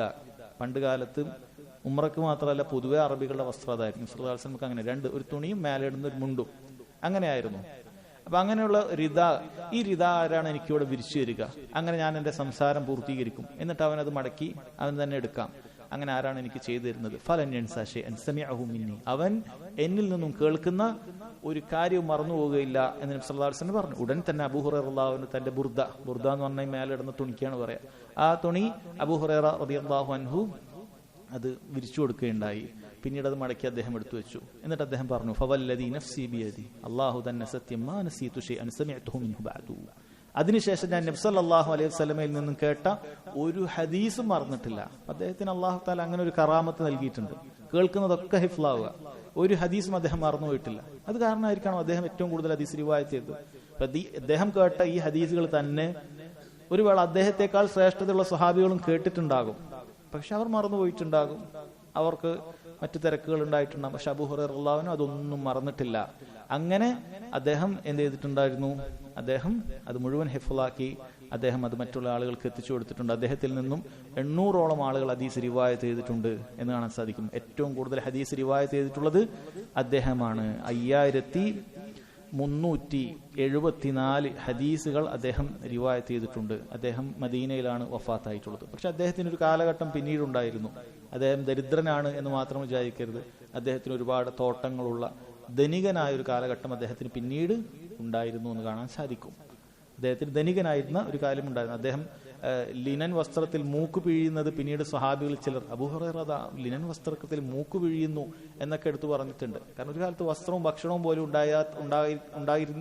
ഇല്ലാത്ത അബൂ ഹുറൈറ റളിയല്ലാഹു അൻഹു പിന്നീട് വലിയ ധനികനായി മാറിയിട്ടുണ്ടായിരുന്നു എന്നുള്ളത് മനസ്സിലാക്കുക. കാരണം ദീന്റെ മാർഗത്തിൽ ഒരാൾ പ്രവേശിച്ചു, ദീൻ പഠിക്കാൻ വേണ്ടി ഒഴിഞ്ഞിരുന്നു എന്നുള്ളതൊന്നും ഒരിക്കലും അയാൾക്ക് അള്ളാഹു കണക്കാക്കിയ റിസ്ക് അയാൾ നഷ്ടപ്പെടുകയില്ല എന്ന് മനസ്സിലാക്കുക. അബൂ ഹുറൈറ റളിയല്ലാഹു അൻഹു ദരിദ്രനായിട്ടല്ല, അദ്ദേഹം പിന്നീട് വളരെ ധനികനായിട്ട് തന്നെയാണ് ജീവിച്ചത് എന്ന് കാണാൻ സാധിക്കും. അതുകൂടി ഓർമ്മിക്കുക. ഈ ഹദീസിൽ എന്താണ് വിഷയം? ഈ ഹദീസിലെ വിഷയം സഹോദരങ്ങളെ, ലൈസ അലൽ മുസ്ലിം, ഒരു മുസ്ലിമിന് ഇല്ല എന്ന് പറഞ്ഞാൽ ഒരു മുസ്ലിമിന് സക്കാത്തില്ല ഫി അബ്ദിഹി, അവന്റെ അടിമയിൽ. അന്ന് അടിമകളുള്ള കാലഘട്ടമാണ്. ജോലിക്കാരായി വേലക്കാരായി അടിമകളുണ്ട്. അടിമകൾ എന്ന് പറഞ്ഞാൽ വലിയ വിലയുള്ള കാര്യമാണ്. വലിയ കാറുകളൊക്കെ പോലെ ലക്ഷങ്ങൾ വില വരും. അതുകൊണ്ടാണ് പല വിഷയത്തിനെ കഫാറത്തുകളായിട്ട് പ്രായശ്ചിത്തമായിട്ട് അടിമ മോചനം അല്ലാഹു സുബ്ഹാനഹു വ തആല നിയമമാക്കിയത്. വലിയ വില ഉള്ള കാര്യമാണ്. അപ്പൊ അത് വിലയുള്ള ഒരു കാര്യമാണ്. ഒരാൾക്കൊരു അടിമ ഉണ്ടാകുക, അതിന് വലിയ വില കൊടുത്തിട്ട് ഒരാൾക്ക് അടിമ വാങ്ങാൻ പറ്റുള്ളൂ. പക്ഷെ ഒരാൾ ഉപയോഗിക്കുന്ന അടിമക്ക് സക്കാത്തില്ല. വല ഫറസിഹി സദഖ, അതുപോലെ തന്നെ അവന്റെ കുതിരക്കും സക്കാത്ത്. കുതിരയും അന്ന് കാലത്ത് വലിയ വിലയുള്ള ഒരു വാഹനം തന്നെയാണ്. ഇന്നും വിലയുണ്ട്, നല്ല കുതിരകൾക്ക് നല്ല ലക്ഷക്കണക്കിന് വിലകളുണ്ട്. അപ്പൊ ആ കുതിരക്കും സക്കാത്തില്ല എന്നാണ് വന്നിട്ടുള്ളത്. വഫീ ലഫ്ളിൻ, വേറെ ചില ലഫ്തിൽ വന്നു ഇല്ല സക്കാത്തുൽ ഫിത്ർ, സക്കാത്തുൽ ഫിത്ർ ഉണ്ട് ഫിർ റഖീഖ്, അടിമകൾക്ക് സക്കാത്തുൽ ഫിത്ർ ഉണ്ട് എന്ന് കാണാൻ സാധിക്കും. അപ്പൊ ഈ ഹദീസിൽ ഒന്നാമത് മനസ്സിലാക്കുക, മുസ്ലിമിനാണ് സക്കാത്തുള്ളൂ. കാരണം ലൈസ അൽ മുസ്ലിം, മുസ്ലിമിന്റെ കാര്യമാണ് പറയുന്നത്. കാഫിറിന് സക്കാത്തില്ല. ഒരു കാഫിർ ഒരു ഇസ്ലാമിക ഭരണകൂടത്തിന് കീഴിൽ ജീവിക്കുന്നുണ്ടെങ്കിൽ അവനോട് സക്കാത്ത് വേണമെന്ന് പറഞ്ഞിട്ട് പിരിക്കുകയില്ല. മറിച്ച് അവൻ ജിസിയ ഉണ്ടാവും, അതല്ലാതെ സക്കാത്ത് അവനില്ല. ലൈസ അൽ മുസ്ലിം ഫി അബ്ദിഹി വലാ ഫർസിഹി സദഖ. ഈ ഹദീസിന്റെ ഫിഖ്, ഒന്നാമത്തെ ഹദീസ് കുതിരക്കൊന്നും സക്കാത്തില്ല എന്ന വിഷയത്തിന് ഈ ഹദീസ് തെളിവാണ്. അബൂ ഹനീഫയുടെ മദ്ഹബിൽ കുതിരക്ക് സക്കാത്ത് ഉണ്ട് എന്നാണ്. ഈ ഹദീസിൽ വലാ ഫി ഫർസിഹി എന്ന് വളരെ കൃത്യമായി വന്നിട്ടുണ്ട്. അതുകൊണ്ട് തന്നെ കുതിരകൾക്ക് സക്കാത്തില്ല എന്ന കാര്യം വളരെ വ്യക്തമാണ്. ഈ ഹദീസിൽ വളരെ പ്രധാനപ്പെട്ട ഒരു മസ്അലയുണ്ട്. നമ്മുടെ സമ്പത്ത് രണ്ട് രൂപത്തിലാണുള്ളത്. സമ്പത്ത് രണ്ട് രൂപത്തിലാണ്. ഒന്ന് നഖ്ദ് എന്ന് പറയും, രണ്ടാമത്തത് ഉറൂൽ എന്ന് പറയും. നഖ്ദ് എന്ന് പറയുന്നത് സ്വർണം, വെള്ളി, അതേപോലെ തന്നെ നമ്മുടെ മറ്റ് പണങ്ങൾ, അതുമായി ബന്ധപ്പെട്ട വിഷയമാണ് കഴിഞ്ഞ ഹദീസ് നമ്മൾ പറഞ്ഞത്. സ്വർണത്തിന്റെ സക്കാത്ത് എങ്ങനെയാണ്, വെള്ളിയുടെ സക്കാത്ത് എങ്ങനെയാണ്, കറൻസിയുടെ സക്കാത്ത് എങ്ങനെയാണ്, അങ്ങനെയുള്ള സമ്പത്തുണ്ട്. രണ്ടാമത്തെ സമ്പത്ത് എന്ന് പറയുന്നത് ഉറൂലുകളാണ്. ഉറൂലുകൾ എന്ന് പറഞ്ഞു കഴിഞ്ഞാൽ ചരക്കുകൾ എന്ന് പറയും. ആ ചരക്കുകൾ തന്നെ രണ്ട് രൂപത്തിലുണ്ട്. ഉറൂദു കുനിയ, ഉറൂദു തിജാറ. ഉറൂദു കുനിയ എന്ന് പറഞ്ഞു കഴിഞ്ഞാൽ ഒരാൾ സ്വന്തം ആവശ്യത്തിന് വേണ്ടി ഉപയോഗിക്കുന്ന ഒരുപാട് വസ്തുക്കൾ ഉണ്ടാകും. സ്വന്തം ആവശ്യത്തിന് വേണ്ടി ഉപയോഗിക്കുന്ന വസ്തുക്കൾ, അത് നല്ല വിലയൊക്കെ ഉണ്ടാവും. സ്വന്തം ആവശ്യത്തിന് ഉപയോഗിക്കുന്നതാണ്. അതുകൊണ്ട് ഒരു കച്ചവടം അയാൾ ഉദ്ദേശിക്കുന്നില്ല, കച്ചവട ചരക്കുമല്ല. അപ്പൊ അങ്ങനെയുള്ള വസ്തുക്കൾക്ക് സക്കാത്ത് ഇല്ല എന്നതിന്റെ അടിസ്ഥാനമാണിത്. കാരണം ഇവിടെ അടിമ സ്വന്തം ആവശ്യത്തിന് ഉപയോഗിക്കുകയാണ്. അടിമയെ വിൽപ്പന അങ്ങനെ പരിപാടി ഇല്ലല്ലോ. അതുപോലെ തന്നെ കുതിര വിൽപ്പനക്കാരനല്ല ഇയാൾ കുതിരയെ സ്വന്തമായിട്ട് ഉപയോഗിക്കുന്ന ഒരാളാണ്. അപ്പൊ അയാൾക്ക് സക്കാത്ത് ഇല്ല എന്നാണ്. അപ്പൊ ഇങ്ങനെ ഉപയോഗിക്കുന്ന ഈ വസ്തുക്കൾക്ക് സക്കാത്ത് ഇല്ല എന്നതിന് വലിയ തെളിവായി പണ്ഡിതന്മാർ ഇത് പറഞ്ഞിട്ടുണ്ട്. എന്ന് വെച്ചാൽ ഒരാൾക്ക് വലിയ 1 കോടി രൂപയുടെ വീടുണ്ട് എന്ന് വിചാരിക്കുക. 1 കോടി രൂപ എന്ന് പറയുന്നത് ചില സ്ഥലത്ത് അത് ഇസ്രാഫായിരിക്കും, ചില സ്ഥലത്ത് ഇസ്രാഫായിരിക്കില്ല. അതുകൊണ്ട് അതിന്റെ വിഷയത്തിലേക്ക് നമ്മൾ പ്രവേശിക്കുന്നില്ല. കാരണം ഓരോ നാട്ടിലും വേണ്ട ആവശ്യത്തിനും മറ്റുമൊക്കെയാണ് പണമൊക്കെ ഇസ്രാഫാണോ അല്ലേ എന്നൊക്കെ തീരുമാനിക്കപ്പെടുക. ശരി, അങ്ങനെ ഒരു വീട് ഒരാളുടെ കയ്യിലുണ്ട് എന്ന് വിചാരിക്കുക. അതുപോലെ തന്നെ ഒരു 10-50 ലക്ഷത്തിന്റെ കാർ ഒരാളുടെ കയ്യിലുണ്ടെന്ന് വിചാരിക്കുക. അയാൾക്ക് ഒരുപാട് അങ്ങനെയുള്ള മറ്റു വസ്തുക്കളൊക്കെ ഉണ്ട്. ഇതൊന്നും അയാൾ കച്ചവടത്തിന് ഉപയോഗിക്കുന്നില്ല, അയാൾ സ്വന്തം ആവശ്യത്തിന്, കുടുംബത്തിന്റെ ആവശ്യത്തിന് വേണ്ടി വെച്ചതാണ്, ഇത് വിൽക്കണം എന്നുള്ള ഒരു ചിന്തയും അയാൾക്കില്ല എങ്കിൽ ഇതിന് സക്കാത്തില്ല. ഇതിനാണ് ഉറൂദ് ഖുന്യ എന്ന് പറയുന്നത്. അതാണ്, അതിന് സക്കാത്തില്ല എന്നാണ് നമ്മൾ മനസ്സിലാക്കേണ്ടത്. അതുപോലെ തന്നെ ഒരാൾക്ക് ഒരു 2 കോടി രൂപയുടെ വലിയ കെട്ടിടമുണ്ട്. ആ കെട്ടിടം അയാൾ വിൽപ്പന ഉദ്ദേശിക്കുന്നില്ല, മറിച്ച് അതിൽ വാടക മാത്രമാണ് അയാൾ ഉദ്ദേശിക്കുന്നുള്ളൂ. അതിന്റെ റൂമുകൾ അയാൾ ഹലാലായ കാര്യത്തിന് വാടകയ്ക്ക് കൊടുക്കുന്നു. ഹലാൽ എന്ന് പറഞ്ഞത് ഹലാൽ അല്ലാത്ത കാര്യത്തിന് വാടക കൊടുക്കാൻ പാടില്ല, പലർക്കും അറിയാത്ത കാര്യം. റൂമിന്റെ കെട്ടിടം നമ്മൾ കൊടുത്ത് നമ്മൾ പിന്നൊന്നും അറിയേണ്ടതില്ല എന്ന് ധരിക്കുന്ന ആളുകളുണ്ട്. അവിടെ ചിലപ്പോൾ ലോട്ടറിക്കാരൻ വിൽക്കുന്നുണ്ടാവും. ചില ആൾക്കാർ ATM കൊടുക്കാൻ പാടില്ല. ബാങ്ക് നമ്മൾ ഉപയോഗിക്കുന്നുണ്ടാവും, നമ്മൾ ATM പോകുന്നുണ്ടാവും. പക്ഷെ ബാങ്ക് എന്ന് പറയുന്നത് ദീനുൽ ഇസ്ലാമിൽ അനുവദിക്കാത്ത കാര്യമാണ്. നമ്മൾ വെറൂറത്തായി വേറെ വഴിയില്ലാത്തതുകൊണ്ടാണ് ബാങ്കിൽ അക്കൗണ്ട് എടുക്കുന്നതും നമ്മൾ ATM കയറുന്നതും അങ്ങനെയുള്ള ഗൂഗിൾ പേ ഉപയോഗിക്കുന്നതൊക്കെ. അത് അതിന്റെ രീതി മാത്രമാണ്, അത് അനുവദിക്കപ്പെട്ടതാണ്. പക്ഷെ ബാങ്കിനോ ATMനോ ഒരു മുസ്ലിം അവന് വാടക കൊടുക്കാൻ പാടില്ല, എത്ര വലിയ വാടക ഓഫർ ചെയ്താലും. അതേപോലെയുള്ള ഹറാമായ കാര്യങ്ങൾക്കൊന്നും തന്നെ കൊടുക്കാൻ പാടില്ല. ഹറാമായ എന്ത് കാര്യങ്ങളുണ്ടോ അതിനൊന്നും വാടകയ്ക്ക് കെട്ടിടം കൊടുക്കാൻ പാടില്ല. നമ്മൾ വിഷയം അതല്ല.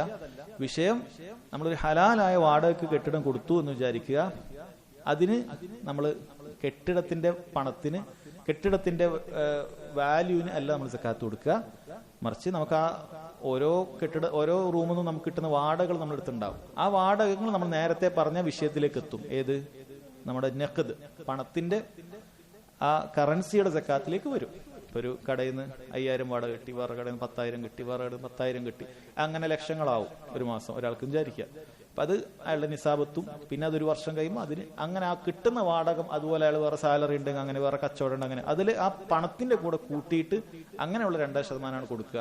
അതല്ലാതെ ഈ കെട്ടിടത്തിന് 2 കോടി രൂപ വിലയുണ്ട് എങ്കിലും നമ്മൾ എന്ത് ചെയ്യില്ല, അതിന് സക്കാത്ത് കൊടുക്കേണ്ടതില്ല. അതുപോലെ ഒരാൾക്ക് പറമ്പുണ്ട്, വീട്, അതിന് ചുറ്റും 1 ഏക്കർ പറമ്പുണ്ടെന്ന് വിചാരിക്കുക, അയാൾ ഇത് വീട് ആ സ്ഥലം വിൽക്കാൻ ഉദ്ദേശിച്ചിട്ടില്ല എങ്കിൽ അയാൾക്ക് അതിന് സക്കാത്തില്ല. കാരണം അത് ഉറൂദ് ഖുന്യ എന്നാണ് പറയുക. അപ്പൊ അതിനുള്ള അടിസ്ഥാനപരമായ ഒരു ഹദീസാണ് ഈ ഹദീസ് എന്ന് മനസ്സിലാക്കുക. അയാൾക്ക് അതിനില്ല, അതിന് അയാൾക്ക് കൊടുക്കേണ്ടതില്ല. എന്നാൽ അതല്ലാത്ത ഉറൂദ് തിജാറ, അതിനാണ് സക്കാത്തുള്ളത്. അതായത് ഒരാൾ ഹലാലായ ഏതൊരു വസ്തുവും വിൽപ്പനക്ക് ഉദ്ദേശിച്ചാൽ അതിന് സക്കാത്തുണ്ട്. അതിന് പിന്നീട് നമ്മൾ നേരത്തെ പറഞ്ഞ കണക്കണമൊന്നുമില്ല, എത്ര ആണെങ്കിലും അതിന് ആ വാല്യൂ, നമ്മൾ കറൻസിയുടെ വാല്യൂ കണക്കാക്കി. ഇപ്പൊ കാർ വിൽക്കുന്ന ആള്, ഇപ്പൊ ഒരാളുടെ വീട്ടിൽ ചിലപ്പോൾ 3 കാർ ഉണ്ടാവും. അയാൾ വിൽപ്പനക്ക് ഉദ്ദേശിച്ചതല്ലെങ്കിൽ 3 കാറിന് സക്കാത്തില്ല. എന്നാൽ ഒരു കാർ കച്ചവടക്കാരനാണ്, അയാൾ വില കൂടിയ കാറുകൾ വാങ്ങിയിടും, നല്ല വില കിട്ടുമ്പോൾ വിൽക്കും. അങ്ങനെങ്കിൽ അതിന്റെ വാല്യൂ അയാൾ കണക്ക് വെക്കും. ഇന്ന് ഒരാള് ഒരു 30 ലക്ഷം റുപ്യന്റെ ഒരു 3 കാറ് വാങ്ങിയെന്ന് വിചാരിക്കുക, 90 ലക്ഷം റുപ്യന്റെ മുതലായി. അയാൾക്ക് അന്നെ നിസാബെത്തി. കാരണം 90 ലക്ഷം റുപ്യ നിസാബിന്റെ എത്രയോ മുകളിലാണ്. പിന്നെ ഒരു വർഷത്തിനിടയിൽ കാറ് വാങ്ങി വിൽക്കുകയൊക്കെ ചെയ്യും. ഒരു വർഷം കഴിയുന്ന സമയത്ത് അയാളുടെ ഗാരേജിൽ എത്ര കാറുണ്ട്? 2 കാറുണ്ട്, 3 കാറുണ്ട്, എല്ലാം നിസാബിന് നിസാബ് മുറിയാൻ സാധ്യതയില്ല. വലിയ വിലന്റെ കാർ, ഒരു കാറുണ്ടെങ്കിൽ തന്നെ മതി. അപ്പൊ 3 ലക്ഷം റുപ്യന്റെ അയാൾ കണക്ക് കൂട്ടിയിട്ട് അതെന്റെ മുതലാണ്, അതിന്റെ 2.5% സക്കാത്ത് കൊടുക്കേണ്ടി വരും. കാരണം അത് വിൽപ്പന ചരക്കാണ്, അത് വിൽപ്പന ചരക്കാണ്. അത് പ്രത്യേകം മനസ്സിലാക്കുക. അപ്പൊ ഇതിലാണ് നമ്മളെ കടക്കാരുടെ, ഷോപ്പുകാരുടെ സക്കാത്തൊക്കെ നമ്മൾ വരുന്നത് അങ്ങനെയാണ്. സൂപ്പർ മാർക്കറ്റ് ആകട്ടെ, മറ്റു കടകളാകട്ടെ, ടെക്സ്റ്റൈൽസ് ആകട്ടെ, ഇവർക്കൊക്കെ സക്കാത്ത് ഉണ്ട്. ഒരാൾക്ക് തുണി വീട്ടിൽ കുറെ ഉണ്ടായ സക്കാത്തില്ല. അപ്പൊ അയാളുടെ തുണി തന്നെ ഉണ്ടാവും, അയാൾക്കൊരു 150 ഷർട്ട് ഉണ്ടെന്ന് വിചാരിക്കുക, അതിന് അയാളുടെ ഭാര്യക്ക് 100 സാരിയോ അല്ലെങ്കിൽ 100 ചുരിദാറോ ഉണ്ടെന്ന് വിചാരിക്കുക. അതിനൊന്നും സക്കാത്തില്ല, കാരണം വിൽപ്പന അല്ല. അത് ഇസ്രാഫിന്റെ വിഷയം ഞാൻ പറയുന്നില്ല, അത് അങ്ങനെ തെറ്റിദ്ധരിക്കരുത്. ഞാനൊരു കണക്ക് പറയാം, അതിന്റെ ദൂരത്തിന്റെ കാര്യം ഇപ്പോൾ ഇവിടെ പറയുന്നില്ല. അയാൾക്ക് എത്ര ഉണ്ടായാലും ഉപയോഗിക്കുന്നതാണെങ്കിൽ അതിന് സക്കാത്തില്ല. എന്നാൽ അയാൾ വിൽക്കാൻ വേണ്ടി ഒരു കടയിലേക്ക് കൊണ്ടുവച്ചു കഴിഞ്ഞാൽ അതെന്ത് വസ്തു ആകട്ടെ അതിനെന്തുണ്ട്, അതിന് സക്കാത്തുണ്ട് എന്ന് മനസ്സിലാക്കുക. അപ്പൊ അതിന് സക്കാത്ത് ഉണ്ടാകുമ്പോൾ എങ്ങനെ കണക്കൂട്ടേണ്ടത്? ഈ സ്വർണവും വെള്ളിയുമായിട്ടാണ് അതിന്റെ വില നമ്മൾ കണക്കാണ്. സ്വർണവും വെള്ളിന്റെ പകരമായിട്ടാണ് ഈ വസ്തുക്കൾ പോകുന്നത്. അപ്പൊ അവിടെയും പ്രത്യേകം ശ്രദ്ധിക്കേണ്ട കാര്യമാണ്, ഇതിന്റെ സെല്ലിംഗ് പ്രൈസ് ആണ് കണക്കൂട്ടേണ്ടത്, അല്ലാതെ നമ്മൾ വാങ്ങിയ പൈസ അല്ല. പ്രത്യേകം മനസ്സിലാക്കണം. നമുക്ക് ഉദാഹരണത്തിന് ഒരാള് 10 രൂപക്ക് 1 കിലോ, ഒരു കടക്കാരന് 10 രൂപക്ക് എന്താ ഇപ്പൊ 10 രൂപക്ക് ഇട്ട ഒരു കക്കിരി വാങ്ങി വിചാരിച്ചു. അയാളടുത്ത് 1000 കിലോ ഉണ്ട്, 1000 കിലോ ഉണ്ട് എന്തെങ്കിൽ, അല്ലെങ്കിൽ ഒരു 5000 കിലോ ഒക്കെ ഉണ്ട്. നമ്മൾ ഇതിന്റെ മേലേക്കുള്ളൊരു 10 രൂപ ഉണ്ട്, ഒരു 50 രൂപ ആയിക്കോട്ടെ. അയാളടുത്ത് അത്രയും കിലോ ഉണ്ട്, 60, പിന്നെ അത്ര ടണ്ണ് കാര്യങ്ങളുണ്ട് എങ്കിൽ അയാളുടെ വാങ്ങിയ വില അല്ല അയാൾ കണക്കൂട്ടുക, മറിച്ച് അയാളുടെ വിൽക്കുന്ന വിലയാണ് കണക്കൂട്ടുക. ടെക്സ്റ്റൈൽസ് തന്നെ ആയിക്കോട്ടെ, അയാളുടെ കയ്യിൽ ഇപ്പോൾ സ്റ്റോക്കായിട്ട് അയാൾ വാങ്ങിയത് 1 ലക്ഷം റുപ്യന്റെ പ്രൊഡക്റ്റ് വാങ്ങിയിട്ടുണ്ട്. അയാൾ അത് വിൽക്കുകയാണെങ്കിൽ അപ്പം തന്നെ ആ കസ്റ്റമേഴ്സ് വന്ന് വിൽക്കുകയാണെങ്കിൽ അയാൾക്ക് ചിലപ്പോൾ 2 ലക്ഷം റുപ്യ കിട്ടുമെന്ന് വിചാരിക്കുക. എങ്കിൽ അയാളുടെ പ്രൊഡക്റ്റ് വാല്യൂ 2 ലക്ഷം റുപ്യ. 2 ലക്ഷം റുപ്യ. അപ്പോൾ ഒരു വർഷം കഴിഞ്ഞ് നമ്മൾ കണക്ക് കൂട്ടുന്ന സമയത്ത്, നമ്മൾ സ്റ്റോക്ക് എടുക്കുന്ന സമയത്ത് അതിന്റെ സെല്ലിംഗ് പ്രൈസിലാണ് നമ്മൾ കണക്ക് കൂട്ടുക. അപ്പോൾ ഹോൾസെയിലേഴ്സ് ആണെങ്കിൽ ഹോൾസെയിലിന്റെ സെല്ലിംഗ് പ്രൈസ് മതി, അത് റീറ്റെയിലിനേക്കാളും കുറവായിരിക്കും. റീറ്റെയിലേഴ്സ് ആണെങ്കിൽ റീറ്റെയിലിന്റെ സെല്ലിംഗ് പ്രൈസ് ആയിരിക്കും വരിക. രണ്ടും കൂടി മിക്സ് ആണെങ്കിൽ പണ്ഡിതന്മാർ പറയുന്നു അത് ഏകദേശം കണക്കുകൾ എടുത്തിട്ടാണ് നമ്മളത് ചെയ്യേണ്ടത്. അങ്ങനെയാണ് വേണ്ടത്. ഇനി ചില ആളുകൾക്ക്, ചില കച്ചവടക്കാർക്ക് അങ്ങനെ ഒരു സ്റ്റോക്ക് എടുക്കാൻ സാധനം ഉണ്ടാവില്ല. പക്ഷെ അപ്പോൾ ഒരു കോഴി കച്ചവടക്കാർ അയാൾക്ക് ഡെയിലി 50-100 കോഴി വരുന്നു, അന്ന് തന്നെ തീരുന്നു, അല്ലെങ്കിൽ 2 ദിവസം കൊണ്ട് തീരുന്നു, അങ്ങനെ മാറി വരികയാണ്. അപ്പം അങ്ങനെ സ്റ്റോക്ക് ഇല്ല എന്ന് വിചാരിക്കുക. അങ്ങനത്തെ ആൾക്കാർക്ക് ഇവിടെ അതിന്റെ പൈസ ബാലൻസ് ആയിട്ട് ബാങ്കിൽ എത്തിയിട്ടുണ്ടാവും. ഉടൻ തീരുന്ന സാധനങ്ങളാണ് എങ്കിൽ അത് എത്തിയിട്ടുണ്ടാവും. അപ്പോൾ ഏതെങ്കിലും ഒരു നിലക്കാരുടെ സക്കാത്ത് ഒന്നുകിൽ നഖദിൽ, സമ്പത്തിൽ, കറൻസിയിൽ വരും, അതല്ലെങ്കിൽ ഉറൂദ് തിജാറയിൽ വരും. ഒരു കച്ചവടക്കാരനെ സംബന്ധിച്ചിടത്തോളം അയാളെ ബാങ്കിൽ പൈസ ഉണ്ടാവും, കയ്യിൽ പൈസ ഉണ്ടാവും, പിന്നെ ഈ വസ്തുക്കൾ ഉണ്ടാകും. ഇതെല്ലാം കൂടി കണക്ക് കൂട്ടിയിട്ടാണ് അയാൾ എന്ത് ചെയ്യേണ്ടത്, അതിന്റെ സക്കാത്ത് കൊടുക്കേണ്ടത്. നമ്മൾ പറഞ്ഞു വന്നത് അംവാൽ 2 രൂപത്തിലുണ്ട്. ഒന്ന് നഖദാണ്, അതിൽ സ്വർണം വെള്ളിയും കറൻസിയും പെട്ടു. പിന്നെ ഉറൂദാണ്. ഉറൂദിൽ കുനിയത്തുണ്ട്, സ്വന്തം ആവശ്യത്തിന് ഉപയോഗിക്കുന്നതുണ്ട്. അതുപോലെ തിജാറത്തുണ്ട്, കച്ചവടത്തിന് വേണ്ടി ഉപയോഗിക്കുന്നതുണ്ട്. ഞാൻ ചില സ്ഥലങ്ങൾ കാര്യം പറയാം. അയാൾക്ക് അത് വിൽക്കണോ വേണ്ടേ എന്നുള്ളൊരു സംശയത്തിലാണുള്ളത്. നേരത്തെ നമ്മൾ പറഞ്ഞു ഒരു ഏക്കർ ഉണ്ടെങ്കിൽ സക്കാത്ത് ഇല്ല എന്ന് പറഞ്ഞു. കാരണം അത് എത്ര വില കൂടി. ഇപ്പം സെന്റിന് 10 ലക്ഷം റുപ്യുള്ള സ്ഥലമാണെങ്കിലും അയാൾക്ക് ഒരു ഏക്കർ ഉണ്ട്, അപ്പോൾ അത് കോടിയായി എന്ന് വിചാരിക്കാം. ആ സമയത്ത് നമുക്ക് സക്കാത്തില്ല. അയാൾ അത് വിൽക്കണോ വേണ്ടേ എന്നുള്ള ഇടയ്ക്കിടയ്ക്ക് ഡൗട്ട് വരുന്നുണ്ട്, ഇത് വിൽക്കണോ വേണ്ടേ എന്ന സംശയത്തിലാണ്. പണ്ഡിതന്മാർ പറയുന്നു അയാൾ വിൽക്കണം എന്നുള്ള യക്കീനോടുകൂടി അതിനെ ഒരാളെ സമീപിച്ചത് എപ്പോഴാണോ അന്ന് മുതലേ അയാൾ അത് വിൽപ്പന ചരക്കായിട്ട് കണക്കാക്കേണ്ടുള്ളൂ. ഒരു ഏക്കർ ഉണ്ട്, റോഡ് സൈഡിലാണുള്ളത്, ഇത് കൊടുക്കണോ വേണ്ടേ, ഇങ്ങനെ വില മാറുന്നുണ്ട്, കൊടുക്കണോ വേണ്ടേ സംശയമാണ്. അപ്പോഴൊന്നും അയാൾക്ക് സക്കാത്തില്ല. അയാൾ ഒരു ഡേറ്റ് എത്തിയപ്പോൾ തീരുമാനിച്ചു ഇത് വിൽക്കാൻ, പരസ്യം കൊടുത്തു അതിനുവേണ്ടി, അല്ലെങ്കിൽ ഒരാളെ ഏൽപ്പിച്ചു നിങ്ങളൊന്ന് വിൽറ്റ് തരണം. അന്ന് അത് ഏതാണോ ഡേറ്റ്, അന്ന് ഇയാളുടെ അത് നിസാബ്, അയാളുടെ ഹൗൽ ആരംഭിച്ചു. നിസാബ് ഓൾറെഡി ഉണ്ട്, പക്ഷെ ഹൗൽ ആരംഭിച്ചു. ഇനി അടുത്ത വർഷമായിട്ടും ഈ സ്ഥലം വിറ്റ് പോയിട്ടില്ലെങ്കിലും ഇയാൾ വിൽക്കണം എന്നുള്ള ഉദ്ദേശത്തിൽ തന്നെയാണ് ഒരു വർഷം കടന്നു പോയത് എങ്കിൽ എന്ത് ചെയ്യും, അത് അയാൾ ഒരു വർഷത്തിന് അന്ന് ആ മാർക്കറ്റ് പ്രൈസിൽ ആ സ്ഥലത്തിന് എത്രയാണോ വില അത് കണക്കൂട്ടിയിട്ട് സക്കാത്ത് കൊടുക്കണം. ഇനി ഒരു 6 മാസം കഴിഞ്ഞപ്പോൾ അയാൾ തീരുമാനിച്ചു വേണ്ട ഇനി ഈ സ്ഥലം കൊടുക്കണ്ട എന്ന് തീരുമാനിച്ചു എന്ന് വിചാരിക്കുക. അയാൾ നിയത്ത് വെച്ചു വേണ്ട പിന്മാറി, ഇതിവിടെ നമുക്ക് മക്കൾക്കാർക്കെങ്കിലും വീട് വെച്ചു കൊടുക്കാം, അല്ലെങ്കിൽ വേറെ എന്തെങ്കിലും രൂപത്തിലെടുക്കാം, ഇപ്പൊ ഞാൻ വിൽക്കുന്നില്ല എന്ന് തീരുമാനം മാറ്റിയാൽ അയാളുടെ ഹൗല് മുറിയുന്നതാണ്. പക്ഷെ അവിടെ പ്രത്യേകം ശ്രദ്ധിക്കണം, തന്ത്രം പാടില്ല. അപ്പൊ ഒരു വിൽക്കാനൊരു വിചാരിച്ചു, 11 മാസമായപ്പോൾ ആരെയും കിട്ടിയിട്ടില്ല. അപ്പൊ അയാൾക്ക് ഓർമ്മ വന്നു 12ാമത്തെ മാസമായിക്കാൻ ഇപ്പൊ ഇതിന്റെ സക്കാത്ത് കൊടുക്കേണ്ടി വരും. ഉടനെ നിയത്താക്കുക ഞാൻ വിൽക്കുന്നില്ല. അത് തന്ത്രമാണ്. അള്ളാഹു സുബ്ഹാനഹു വ തആലക്ക് നിന്റെ ഹൃദയത്തിൽ ഒളിപ്പിച്ചു വെച്ചിരിക്കുന്ന കാര്യം അറിയാം. അതുകൊണ്ട് ആ തന്ത്രം അള്ളാഹിന്റെ അടുത്ത് ഫലിക്കൂല. മനസ്സിലായില്ലേ? അപ്പൊ 11ാമത്തെ മാസം ഞാൻ വിൽക്കുന്നില്ല, എന്നിട്ട് മുറിഞ്ഞു കഴിഞ്ഞാല് പിന്നെ 1 മാസം കഴിഞ്ഞ് വീണ്ടും ആരംഭിക്കുക, പിന്നെ 1 വർഷം കിട്ടുമല്ലോ. അല്ല, അത് പാടില്ല. മറിച്ച് നീ വിൽക്കാൻ ഉദ്ദേശിച്ചാൽ ആ ഉദ്ദേശം കൃത്യമാണ് എങ്കിൽ 1 വർഷമാകുമ്പോൾ കൃത്യമായി കൊടുക്കണം. അത് മുറിക്കണം എന്നുള്ള നീയത്തും നീ സത്യസന്ധമായ ഒരു നീയത്താണ്, ഞാൻ വിൽക്കുന്നില്ല എന്നുള്ള നീയത്താണെങ്കിൽ നിന്റെ ഹൗല് മുറിയും, പിന്നെ അവിടെ സക്കാത്ത് വരുന്നില്ല. അത് പ്രത്യേകം ശ്രദ്ധിക്കുക. ഈ ഹദീസിൽ നമ്മൾ പറഞ്ഞത്, നമ്മൾ കച്ചവടത്തിനല്ലാതെ വെച്ചിരിക്കുന്ന വസ്തുക്കൾ അതിന്റെ വില എത്രയാണ് എങ്കിലും അത് കച്ചവടത്തിന് ഉദ്ദേശിക്കാത്തിടത്തോളം കാലം അതിന് സക്കാത്തില്ല എന്നുള്ളതാണ്. കുതിരക്ക് സക്കാത്തില്ലാത്തതുപോലെ, അടിമക്ക് സക്കാത്തില്ലാത്തതുപോലെ നമ്മളെ വീടിനോ വീട്ടിലിരിക്കുന്ന കാറിനോ അതൊന്നും സക്കാത്തില്ല. ഇനി പണ്ഡിതന്മാർ പറഞ്ഞ മറ്റൊരു കാര്യം, ഇപ്പൊ നമ്മൾ കടയിലുള്ള കാര്യം പറഞ്ഞിട്ടുണ്ട്. അപ്പൊ കടയിൽ നമ്മൾ ഒരുപാട് കാര്യം നമ്മൾ ഇൻവെസ്റ്റ് ചെയ്യും. ഒരു ഷോപ്പ് തുടങ്ങുമ്പോൾ പല കാര്യങ്ങൾ ഇൻവെസ്റ്റ് അതിലത്തുണ്ടാവും. അതിൽ വിൽപ്പന വസ്തുക്കൾക്ക് മാത്രമേ സക്കാത്ത് വരുന്നുള്ളൂ. ഉദാഹരണത്തിന് അതിൽ നമ്മൾ കമ്പ്യൂട്ടർ വാങ്ങി വെച്ചിട്ടുണ്ടാവും, അത് വിൽക്കാനല്ല, അത് കണക്കൂട്ടാനും മറ്റൊക്കെയാണ്. റാക്കുകൾ അടിച്ചിട്ടുണ്ടാവും, സീലിംഗ് ചെയ്തിട്ടുണ്ടാവും, അങ്ങനെയുള്ള പല കാര്യങ്ങൾ, AC വെച്ചിട്ടുണ്ടാവും. ഇങ്ങനെ പലതും നമ്മൾ ചെയ്യും. ഇതൊക്കെ അവിടെ തന്നെ ഉണ്ട്, വിറ്റാ പൈസയും കിട്ടും. പക്ഷെ നമ്മളതൊരു വിൽക്കാനുള്ള വസ്തുവായിട്ട് വെച്ചതേ അല്ല. അതുകൊണ്ട് വർഷാവർഷം കണക്കൂട്ടുമ്പോൾ നമ്മൾ അവിടെയുള്ള എത്ര AC ഉണ്ട് അതിന്റെ കണക്ക് അതൊന്നും നമ്മൾ കൂട്ടേണ്ടതില്ല. മറിച്ച് നമ്മളവിടെ വിൽക്കുന്ന വസ്തുക്കൾ എന്തൊക്കെയാണ് അവിടെ ഉള്ളത് അതെല്ലാം നമ്മൾ കണക്കൂട്ടണം. അതാണ് കണക്കൂട്ടി സക്കാത്തായിട്ട് കൊടുക്കേണ്ടത്. അപ്പൊ അത് പ്രത്യേകം മനസ്സിലാക്കുക. ചില പണ്ഡിതന്മാർ ഈ ഹദീസ് വെച്ചിട്ട് സ്വർണത്തിന് ഉപയോഗിക്കുന്ന സ്വർണത്തിന് സക്കാത്ത് ഇല്ല എന്ന് പറഞ്ഞിട്ടുണ്ട്. ഇപ്പൊ പണ്ഡിതന്മാർ അതിന് മറുപടി പറഞ്ഞിട്ടുള്ളത്, ഈ ഹദീസ് നഖദിനെ കുറിച്ചല്ല. നമ്മൾ പറഞ്ഞു നഖദ് എന്ന് പറഞ്ഞാൽ സ്വർണവും വെള്ളിയും കറൻസിയുമാണ്, അതിനെ കുറിച്ചിട്ടല്ല, മറിച്ച് ഉറൂദിനെ കുറിച്ചിട്ടാണ്. ഉറൂദിന്റെ വിഷയത്തിൽ ഉപയോഗിക്കുന്നതും ഉപയോഗിക്കാത്തതിനെയും വേർതിരിക്കുന്ന ഹദീസാണ്. അത് സ്വർണത്തിന്റെ വിഷയത്തിൽ പറയാൻ സാധിക്കുകയില്ല എന്നാണ് പണ്ഡിതന്മാർ അതിന് മറുപടി പറഞ്ഞത്. ഞാൻ നേരത്തെ പറഞ്ഞതുപോലെ ആ വിഷയത്തിൽ ശക്തമായ അഭിപ്രായ വ്യത്യാസമുണ്ട്. കാരണം ചില ആളുകൾ വിചാരിക്കും ഇത് നമ്മുടെ നാട്ടിലെ ഖുറാഫികളെ എന്തോ ഖുറാഫാത്ത് പോലെയാണ്. അല്ല, അത് മദ്ഹബിലെ ഒരു അഭിപ്രായം തന്നെയാണ്. നമ്മൾ ശരിക്കും മനസ്സിലാക്കണം. അവർ പറയുന്ന ചില ഫിഖ്ഹിയായ വിഷയങ്ങൾ ചിലപ്പോൾ അതിന് മദ്ഹബിൽ എന്തെങ്കിലുമൊക്കെ പിൻബലം ഉണ്ടാവും. അവരെ മറ്റ് വിശ്വാസ കാര്യങ്ങളിലും ബിദ്അത്തുകളൊക്കെ കൊണ്ടുവരുന്ന പോലെ എല്ലാം ഒരേപോലെയാണ് നമ്മൾ ധരിച്ച് നമ്മൾ ചിലപ്പോൾ സാധാരണക്കാരായ ആളുകൾ ചിലപ്പോൾ നമ്മൾ സംസാരിക്കാൻ നമ്മൾ ശരിക്കും ശ്രദ്ധിക്കണം. നമ്മളെ സംസാരം ഒരു വിഷയത്തിലും പാളിപ്പോകാൻ പാടില്ല. അത് നമ്മളെല്ലാം കൃത്യമായി പറഞ്ഞു. കാരണം നമ്മൾ ആ പാളിപ്പോയ വിഷയം വെച്ചിട്ട് അവരുടെ അടുത്തുള്ള ഇസ്തിഗാസയും ഇങ്ങനെയാണ്, അതിലും അങ്ങനെ തന്നെയാണ്, നിങ്ങൾക്ക് അറിയില്ല, ഖബർ കെട്ടിപ്പൊക്കുന്നതും അങ്ങനെയാണ്, എല്ലാത്തിലേക്കും അവർ വിളിച്ചു കിട്ടും. നമ്മൾ പണ്ട് ചില ആളുകൾ തറാവി 20 റക്അത്ത് പാടില്ല, അത് വലിയ തെറ്റ് പോലെ പറഞ്ഞപ്പോൾ അവരതിനുള്ള തെളിവ് എവിടെന്നെങ്കിലൊക്കെ ഒപ്പിച്ചുകൊണ്ടെന്നു.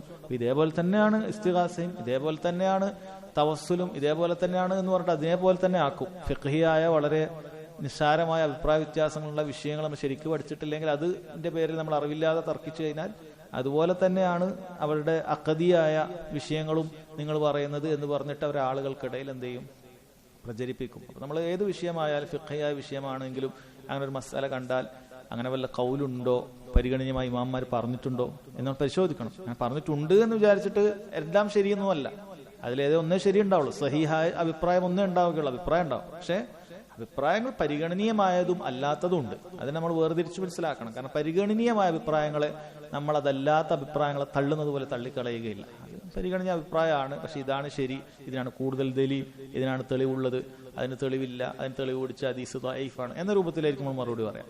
നല്ലതല്ലാത്ത ഇസ്തിഗാസ അല്ലാത്ത വിളിച്ച് പ്രാർത്ഥിക്കാൻ വേണ്ടി ഒരാൾ പറഞ്ഞു കഴിഞ്ഞാൽ അതിൽ കൂടുതൽ ശരിയുന്നത് അങ്ങനെയാണ് നമ്മൾ പറയാം. അല്ല, യാതൊരു തെളിവില്ലാത്ത ഖുർആനിനെതിരായിട്ടുള്ള ഹദീസിനെതിരായിട്ടുള്ള ഒരു വിഷയമാണ്. അത് ഫിഖ്ഹിയായ ഒരു വിഷയം പോലെയല്ല എന്ന കാര്യം നമ്മൾ ശരിക്കും മനസ്സിലാക്കുക. അടുത്ത ഹദീസ് അൽ ഹദീസ് റാബി, അതായത് ഇതിലെ 4ാമത്തെ ഹദീസ്, കിതാബ് സക്കാത്തിലെ 4ാമത്തെ ഹദീസ്. അൻ അബീ ഹുറൈറത റളിയല്ലാഹു അൻഹു أن النبي صلى الله عليه وسلم قال الأجماء جبار والبئر جبار والمعدن جبار وفي الركاز الخمس. ഈ ഹദീസ് വഫി റിക്കാസി അൽ ഖുമുസ് എന്ന് പറയുന്ന വിഷയമാണ് അധ്യായവുമായി ബന്ധപ്പെട്ടിട്ടുള്ളത്. അതായത് റിക്കാസിന്റെ സക്കാത്ത് എത്രയാണ് കൊടുക്കേണ്ടത്, അത് ഖുമുസാണ്, 5-1 എന്ന് പറയുന്ന വിഷയമാണ്. പക്ഷെ ഹദീസിൽ വന്ന കാര്യങ്ങൾ നമ്മൾ മനസ്സിലാക്കാം. ഈ ഹദീസ് റിവായത്ത് ചെയ്തത് അബൂ ഹുറൈറ റളിയല്ലാഹു അൻഹു ആണ്. എന്താണ് പറഞ്ഞത്? നബി സല്ലല്ലാഹു അലൈഹി വസല്ലം പറഞ്ഞു, അൽ അജ്മാഉ ജുബാർ. അജ്മാഉ എന്ന് പറഞ്ഞു കഴിഞ്ഞാൽ നമ്മുടെ മൃഗങ്ങളാണ്. അപ്പൊ അങ്ങനെയുള്ള മൃഗങ്ങൾ അത് ജുബാർ എന്ന് പറഞ്ഞു കഴിഞ്ഞാൽ അതുകൊണ്ട് ഉദ്ദേശിക്കുന്നത് അതിന് നമുക്ക് ലമാനില്ല എന്നാണ്. ഹദ്റുൻ, അതായത് ഒരാളുടെ കയ്യിൽ ആടുണ്ട്, അല്ലെങ്കിൽ കുതിരയുണ്ട്, ഒട്ടകമുണ്ട്, എന്തെങ്കിലുമൊക്കെ മൃഗങ്ങളുണ്ട്, പശുവൊക്കെ ഉണ്ട്. അത് നമ്മൾ പ്രത്യേകിച്ച് ഒരു കുറവും വരുത്തിയിട്ടില്ല. നമ്മുടെ വീട്ടിൽ കയറ് കെട്ടി വെച്ചു, അത് കയറ് പൊട്ടിച്ച് അപ്പുറത്ത് പോയി ആ പറമ്പിൽ പോയി അവിടുത്തെ കുറച്ച് വസ്തുക്കളൊക്കെ തിന്നു എന്ന് വിചാരിക്കുക, എങ്കിൽ അത് ജുബാർ. അതിന് നമ്മൾ ദമാൻ കൊടുക്കേണ്ടതില്ല, അതിന് പകരം ഒന്നും കൊടുക്കേണ്ടതില്ല എന്നാണ് ഈ ഹദീസിൽ പറയുന്നത്. അതിനൊന്നും നമ്മൾ കൊടുക്കേണ്ടതില്ല. അവിടെ പോയി എന്തെങ്കിലും ചെയ്തിട്ട് അള്ളാന്റെ ഖള എന്നുള്ള രീതിയിൽ എന്ത് ചെയ്യണം. ചിലപ്പോൾ നമ്മുടെ നാട്ടിൽ പറഞ്ഞാൽ അത് ശരിയാവോ ഇല്ലയെന്ന് അറിയില്ല. ഇസ്ലാമിക ഭരണകൂടത്തിൽ ഖാദിക്ക് വിധിക്കണമെങ്കിൽ ഖുർആനിലും ഹദീസിലും തെളിവ് വേണ്ടേ. അപ്പൊ ഇങ്ങനെ ഒരു വിഷയം നടന്നാൽ ഒരു ഇസ്ലാമിക ഭരണാധികാരി എങ്ങനെയാണ് തീരുമാനിക്കുക? അതല്ല അജ്മാ ജുബാർ, ഇത് ഇന്നാളുടെ മൃഗം ഇന്നാളടുത്ത് പോയതാണ്, അപ്പോൾ ഹദീസ് ഉണ്ട്, അപ്പൊ നിങ്ങൾക്ക് ലമാൻ കിട്ടൂല, നിങ്ങൾക്ക് അതിന് പകരം ഒന്നും കിട്ടൂല, അതിനൊന്നും നിങ്ങൾക്ക് ഒന്നും തരാൻ സാധിക്കുകയില്ല. ഇവിടെ പോയാൽ ഇവിടുത്തെ നിയമങ്ങൾ വേറെ ഉണ്ടാവും അല്ലെ. അതുകൊണ്ട് നമ്മൾ ഈ ഹദീസ് വെച്ചിട്ട് പോയാൽ ചിലപ്പോൾ അത് സമ്മതിച്ചോളുന്നില്ല. നമുക്ക് ദീനിൽ നമ്മൾ മനസ്സിലാക്കുക, അതിനെന്തില്ല, അൽ അജ്മാഉ ജുബാർ. അങ്ങനെ നമ്മുടെ മൃഗം അവിടെ പോയി ചെയ്തു. പക്ഷെ പണ്ഡിതന്മാർ പറഞ്ഞു രാത്രിയിലാണ് എങ്കിൽ അതിന് നമ്മൾ ദമാൻ കൊടുക്കേണ്ടി വരും. കാരണം രാത്രി ഇതിനൊക്കെ പിടിച്ച് കൂട്ടിലോ കെട്ടിയിടുക, ഇതിന്റെ ആലയിലാക്കുക എന്നുള്ളത് ബാധ്യതയാണ്. എന്നാൽ പകൽ അങ്ങനെ ആക്കേണ്ടതില്ല, പകൽ ആ ബാധ്യതയില്ല, പകൽ നമുക്ക് അയച്ചുവിടാം. രാത്രിയിലാണ് ഇത് വല്ല പ്രശ്നങ്ങളും പോയി ഈ മൃഗം പോയി ഉണ്ടാക്കിയിട്ടുള്ളത് എങ്കിൽ നമുക്കതിന് ലമാൻ കൊടുക്കേണ്ടി വരും. അതായത് അതിന്റെ തലഫ് ഉണ്ടാക്കിയ നഷ്ടം ഉണ്ടാക്കിയതിനനുസരിച്ചിട്ട് നമ്മൾ പൈസ കൊടുക്കേണ്ടി വരും. പകലിലാണ് എങ്കിൽ നമ്മൾ കൊടുക്കേണ്ടി വരികയില്ല. അത് നമ്മൾ വേറെ കുറവുകളൊന്നും വരുത്തിയിട്ടില്ല എങ്കിലാണ് പറയുന്നത്. അതുപോലെ തന്നെ വൽ ബിഉറു ജുബാർ, കിണറും ജുബാറാണ് എന്ന് പറഞ്ഞു കഴിഞ്ഞാൽ നമ്മൾ ഒരു കിണർ കുഴിച്ചിട്ടുണ്ട്, പ്രത്യേകിച്ചൊരു കുറവൊന്നും വരുത്തിയിട്ടില്ല, ആൾക്കാർ നടന്നു പോകുന്ന വഴിയിലൊന്നും അല്ല കിണർ കുഴിച്ചിട്ടുള്ളത്, ഒരു പറമ്പിൽ നമ്മൾ കിണർ കുഴിച്ചിട്ടുണ്ട്. ആ കിണറ്റിൽ ആരെങ്കിലും വന്നു വീണു, വെള്ളത്തിൽ വീണ് മരിച്ചു എന്ന് വിചാരിക്കുക, എന്റെ കിണറിലാണ് വീണത് അതുകൊണ്ട് നീ പൈസ തരണം. ഇല്ല, കിണറിൽ അങ്ങനെ വീണതിന് അങ്ങനെ പൈസ ഒന്നുമില്ല. അല്ലെങ്കിൽ പണ്ഡിതന്മാർ പറഞ്ഞു, നമ്മളൊരാൾ പറഞ്ഞു ഈ കിണറ്റിൽ പോയിട്ട് എനിക്ക് കുറച്ച് വെള്ളം കോരി തരണം, വെള്ളം എടുത്തുകൊണ്ട് തരണം എന്ന് പറഞ്ഞു. അങ്ങനെ ഇയാൾ കിണറ്റിന്റെ തൊട്ടിൽ പോയി വെള്ളം എടുത്തു, അല്ലെങ്കിൽ കിണറ്റിൽ കുറച്ച് ഇറങ്ങി വെള്ളം എടുത്തു. അങ്ങനെ പല ടൈപ്പ് കിണറുകളുണ്ട്, ഇറങ്ങി കോരുന്ന കിണറുകളൊക്കെ ഉണ്ട് അല്ലെ. അപ്പൊ അങ്ങനെ അയാൾ കിണറ്റിൽ പോയി വെള്ളം എടുക്കുന്ന സമയത്ത് അയാൾ വീണുപോയി, സ്ലിപ്പായി വീണുപോയി.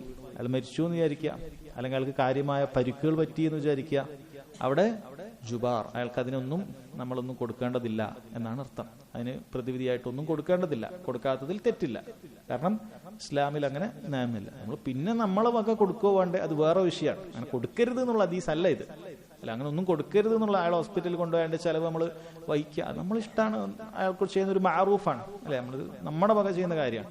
പക്ഷെ ദീനിയായിട്ട് നമുക്ക് എന്തില്ല, ബാധ്യതയില്ല എന്നുള്ളതാണ് പറയുന്നത്.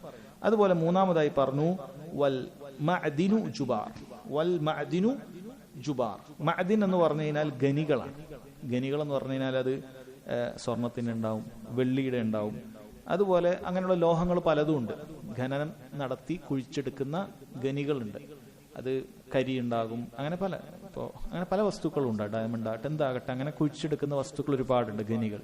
അപ്പൊ ആ ഖനികൾക്കും അങ്ങനെ ഇല്ല എന്നാണ്. അപ്പൊ നമ്മൾ ഒരാളെ ജോലിക്കാരെ ഏൽപ്പിച്ചു, നിങ്ങൾ ഖനനം ചെയ്തിട്ട് നമുക്ക് ഇന്നത് കുഴിച്ച് എടുക്കണം എന്ന് പറഞ്ഞ ഒരാളെ ഏൽപ്പിച്ചു. അയാൾ അതിനുവേണ്ടി പോയി, അയാൾ അതിൽ വീണ് മരിക്കുകയോ ഓയിൽ റിഗിലോ മറ്റോ വീണ് മരിക്കുകയോ മറ്റോ ചെയ്താൽ ഏൽപ്പിച്ച ആൾക്ക് വമാനില്ല എന്നാണ് പറയുന്നത്. കാരണം അയാളുടെ ഉദ്ദേശം, നമ്മൾ ആരും നിർബന്ധിച്ച് പറഞ്ഞയച്ചല്ല, അയാളുടെ ഉദ്ദേശത്തിൽ അയാൾ പോയി ചെയ്തതാണ്. അയാൾ ചെയ്തപ്പോൾ വീണു, കല അള്ളാഹുവിന്റെ കല, എല്ലാം അള്ളാഹുവിന്റെ കലയാണ്. പക്ഷെ അങ്ങനെ പറഞ്ഞിട്ട് നമുക്ക് ഗ്യാരണ്ടി കൊടുക്കേണ്ടടുത്ത് നമുക്ക് കൊടുക്കാതിരിക്കാൻ പാടില്ലല്ലോ, ദീനിൽ നിയമമുണ്ട്. പക്ഷെ ഇവിടെ നമുക്ക് കൊടുക്കേണ്ടതില്ല എന്ന് അള്ളാഹു സുബ്ഹാനഹു വ തആല നമുക്ക് ദീനിൽ നിയമം അങ്ങനെ ചെയ്തു തന്നിരിക്കുന്നു. അതാണ് നമ്മൾ മനസ്സിലാക്കുന്നത്. ഇനിയാണ് ഈ ഹദീസിന്റെ ഈ അധ്യായവുമായി ബന്ധപ്പെട്ട വിഷയം. വഫിർ റികാസി അൽ ഖുമുസ്. നിധികൾക്ക് 1/5 സക്കാത്ത് എന്നാണ്. നിധികളുടെ സക്കാത്തിന്റെ കണക്ക് വേറെയാണ്. എത്രയാണോ അതിന് ശതമാനത്തിൽ എത്രയാണോ വേണ്ടത് അതിന് 20% അല്ലെ, 1/1 എന്ന് പറഞ്ഞാൽ 20%. എത്രയാണോ നിധി കിട്ടുന്നത് അതിന്റെ 1/5 നമ്മൾ കൊടുക്കേണ്ടത്. അപ്പൊ നിധികൾ എന്ന് പറയുമ്പോൾ ശരിക്കും അത് മനസ്സിലാക്കണം. നിധികൾ എന്ന് പറയുന്നത് ദീനുൽ ഇസ്ലാമിലെ റിക്കാസ് എന്ന് പറയുന്നത് അത് ഇസ്ലാമിന് മുമ്പ് ജാഹിലിയത്തിലുള്ള ഒരു വസ്തുവായിരിക്കണം. അതായത് നബി സല്ലല്ലാഹു അലൈഹി വസല്ലം നബിയായി നിയോഗിക്കുന്നതിന് മുമ്പുള്ള ഒരു വസ്തുവാണ് നമുക്ക് കിട്ടിയിട്ടുള്ളത് എങ്കിൽ അതാണ് ദീനുൽ ഇസ്ലാമിൽ റിക്കാസ് എന്ന് പറയുന്നത്. അല്ല നമുക്ക് കുഴിച്ചു കിട്ടുന്ന എല്ലാ വസ്തുക്കളും അല്ല. ഒരാൾക്കൊരു ഇസ്ലാമിക രാജ്യത്ത് നിന്ന്, ഒരാൾ മിസറിലോ വളരെ പണ്ട് ഇസ്ലാം എത്തിയ രാജ്യങ്ങളാണ്, ഡമസ്കസോ സിറിയ പലസ്തീൻ, ഇങ്ങനെയുള്ള വളരെ മുമ്പേ തന്നെ ഇസ്ലാം എത്തിയ രാജ്യങ്ങളുണ്ട്. അപ്പൊ അവിടെ നിന്ന് ഒരാൾക്ക് കുഴിച്ച്, അപ്പൊ അവിടെ ജീവിക്കുന്ന ഒരാൾക്ക് കുഴിച്ച് കിട്ടി. അപ്പൊ നോക്കുമ്പോൾ ഏതെങ്കിലും അബ്ബാസിയ ഭരണകൂടത്തിലോ ഉമവികളുടെ ഭരണകൂടത്തിലോ ഏതെങ്കിലും 500, 800, 1000 ഒക്കെ വർഷങ്ങൾക്ക് മുമ്പ് ഒരു വസ്തു കിട്ടി, നിധി കിട്ടിയെന്ന് വിചാരിക്കുക. സ്വർണം, വില പിടിപ്പുള്ള മുത്തുക്കൾ, പൗഴങ്ങൾ കിട്ടി എന്ന് വിചാരിക്കുക. അത് റിക്കാസ് അല്ല. റിക്കാസ് ആണെങ്കിൽ അത് ജാഹിലിയത്തിലാണ്. കാരണം പണ്ട് കാലത്ത് അതിൻ്റെതായ ചില മാർക്കുകളൊക്കെ ഉണ്ടാവും അന്ന് ഉപയോഗിച്ചിരുന്നത്. അതൊക്കെ നോക്കിയിട്ട് നമുക്ക് മനസ്സിലാക്കാൻ പറ്റും. അല്ലാതെ ഇന്നും അതിന്റെ അതിനെ കണക്കാക്കുന്ന കാര്യങ്ങളുണ്ട്. അത് നോക്കിക്കഴിഞ്ഞാൽ നമുക്ക് മനസ്സിലാവും ഇത് 2000 വർഷം പഴക്കമുള്ളതാണ് എന്ന് വിചാരിക്കുക. അങ്ങനെ കിട്ടിക്കഴിഞ്ഞാൽ അയാൾക്ക് അതെടുക്കാം.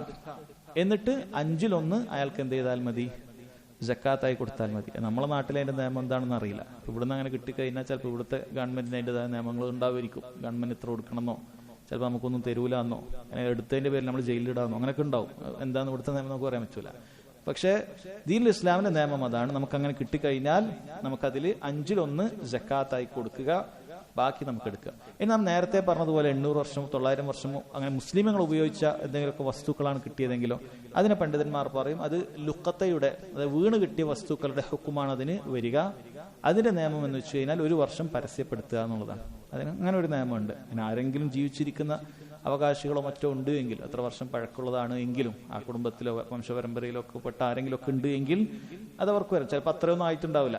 ചിലപ്പോൾ ഒരു കൈനോ അല്ല ആരെങ്കിലും വീണുപോയ സ്വർണ്ണക്കാരി, അപ്പൊ ഉടൻ തന്നെ എനിക്ക് നിധി കിട്ടിയെന്ന് പറഞ്ഞാൽ എടുക്കാൻ പാടില്ല. ഏതെങ്കിലുമൊക്കെ കിണർ ഒഴിക്കുമ്പോൾ ഒരു വള കിട്ടി, നിധി കിട്ടിയത് എനിക്കാണ്, അങ്ങനെ വിചാരിക്കരുത്. കാരണം അത് കൈനോ അല്ല ആരെങ്കിലും വെള്ളം കോരാൻ വന്നപ്പോൾ വീണുപോയതായിരിക്കും. അത് പുതിയതാണ്. സാർ സ്വർണ്ണം കണ്ടാൽ നമുക്ക് മനസ്സിലാക്കാൻ പറ്റും. അതിനെന്ത് ചെയ്യണം, അതിന് 1 വർഷം പരസ്യപ്പെടുത്തണം. 1 വർഷം പരസ്യപ്പെടുത്താൻ ആൾ കൂടുന്നിടത്തൊക്കെ പരസ്യപ്പെടുത്തണം. പരസ്യപ്പെടുത്തുമ്പോൾ നമ്മൾ ഉദ്ദേശം ഇതൊക്കെ നമ്മൾ നീയത്തുമായി ബന്ധപ്പെട്ടിട്ടാണ് കാര്യം. ഞാൻ ഹലാലല്ലാത്തൊരു വസ്തു എടുത്തു കഴിഞ്ഞാൽ എനിക്ക് പ്രശ്നമാണ് എന്ന് ചിന്തിക്കുന്നവർക്ക് ഇതൊക്കെ പറഞ്ഞിട്ട് കാര്യമുള്ളൂ.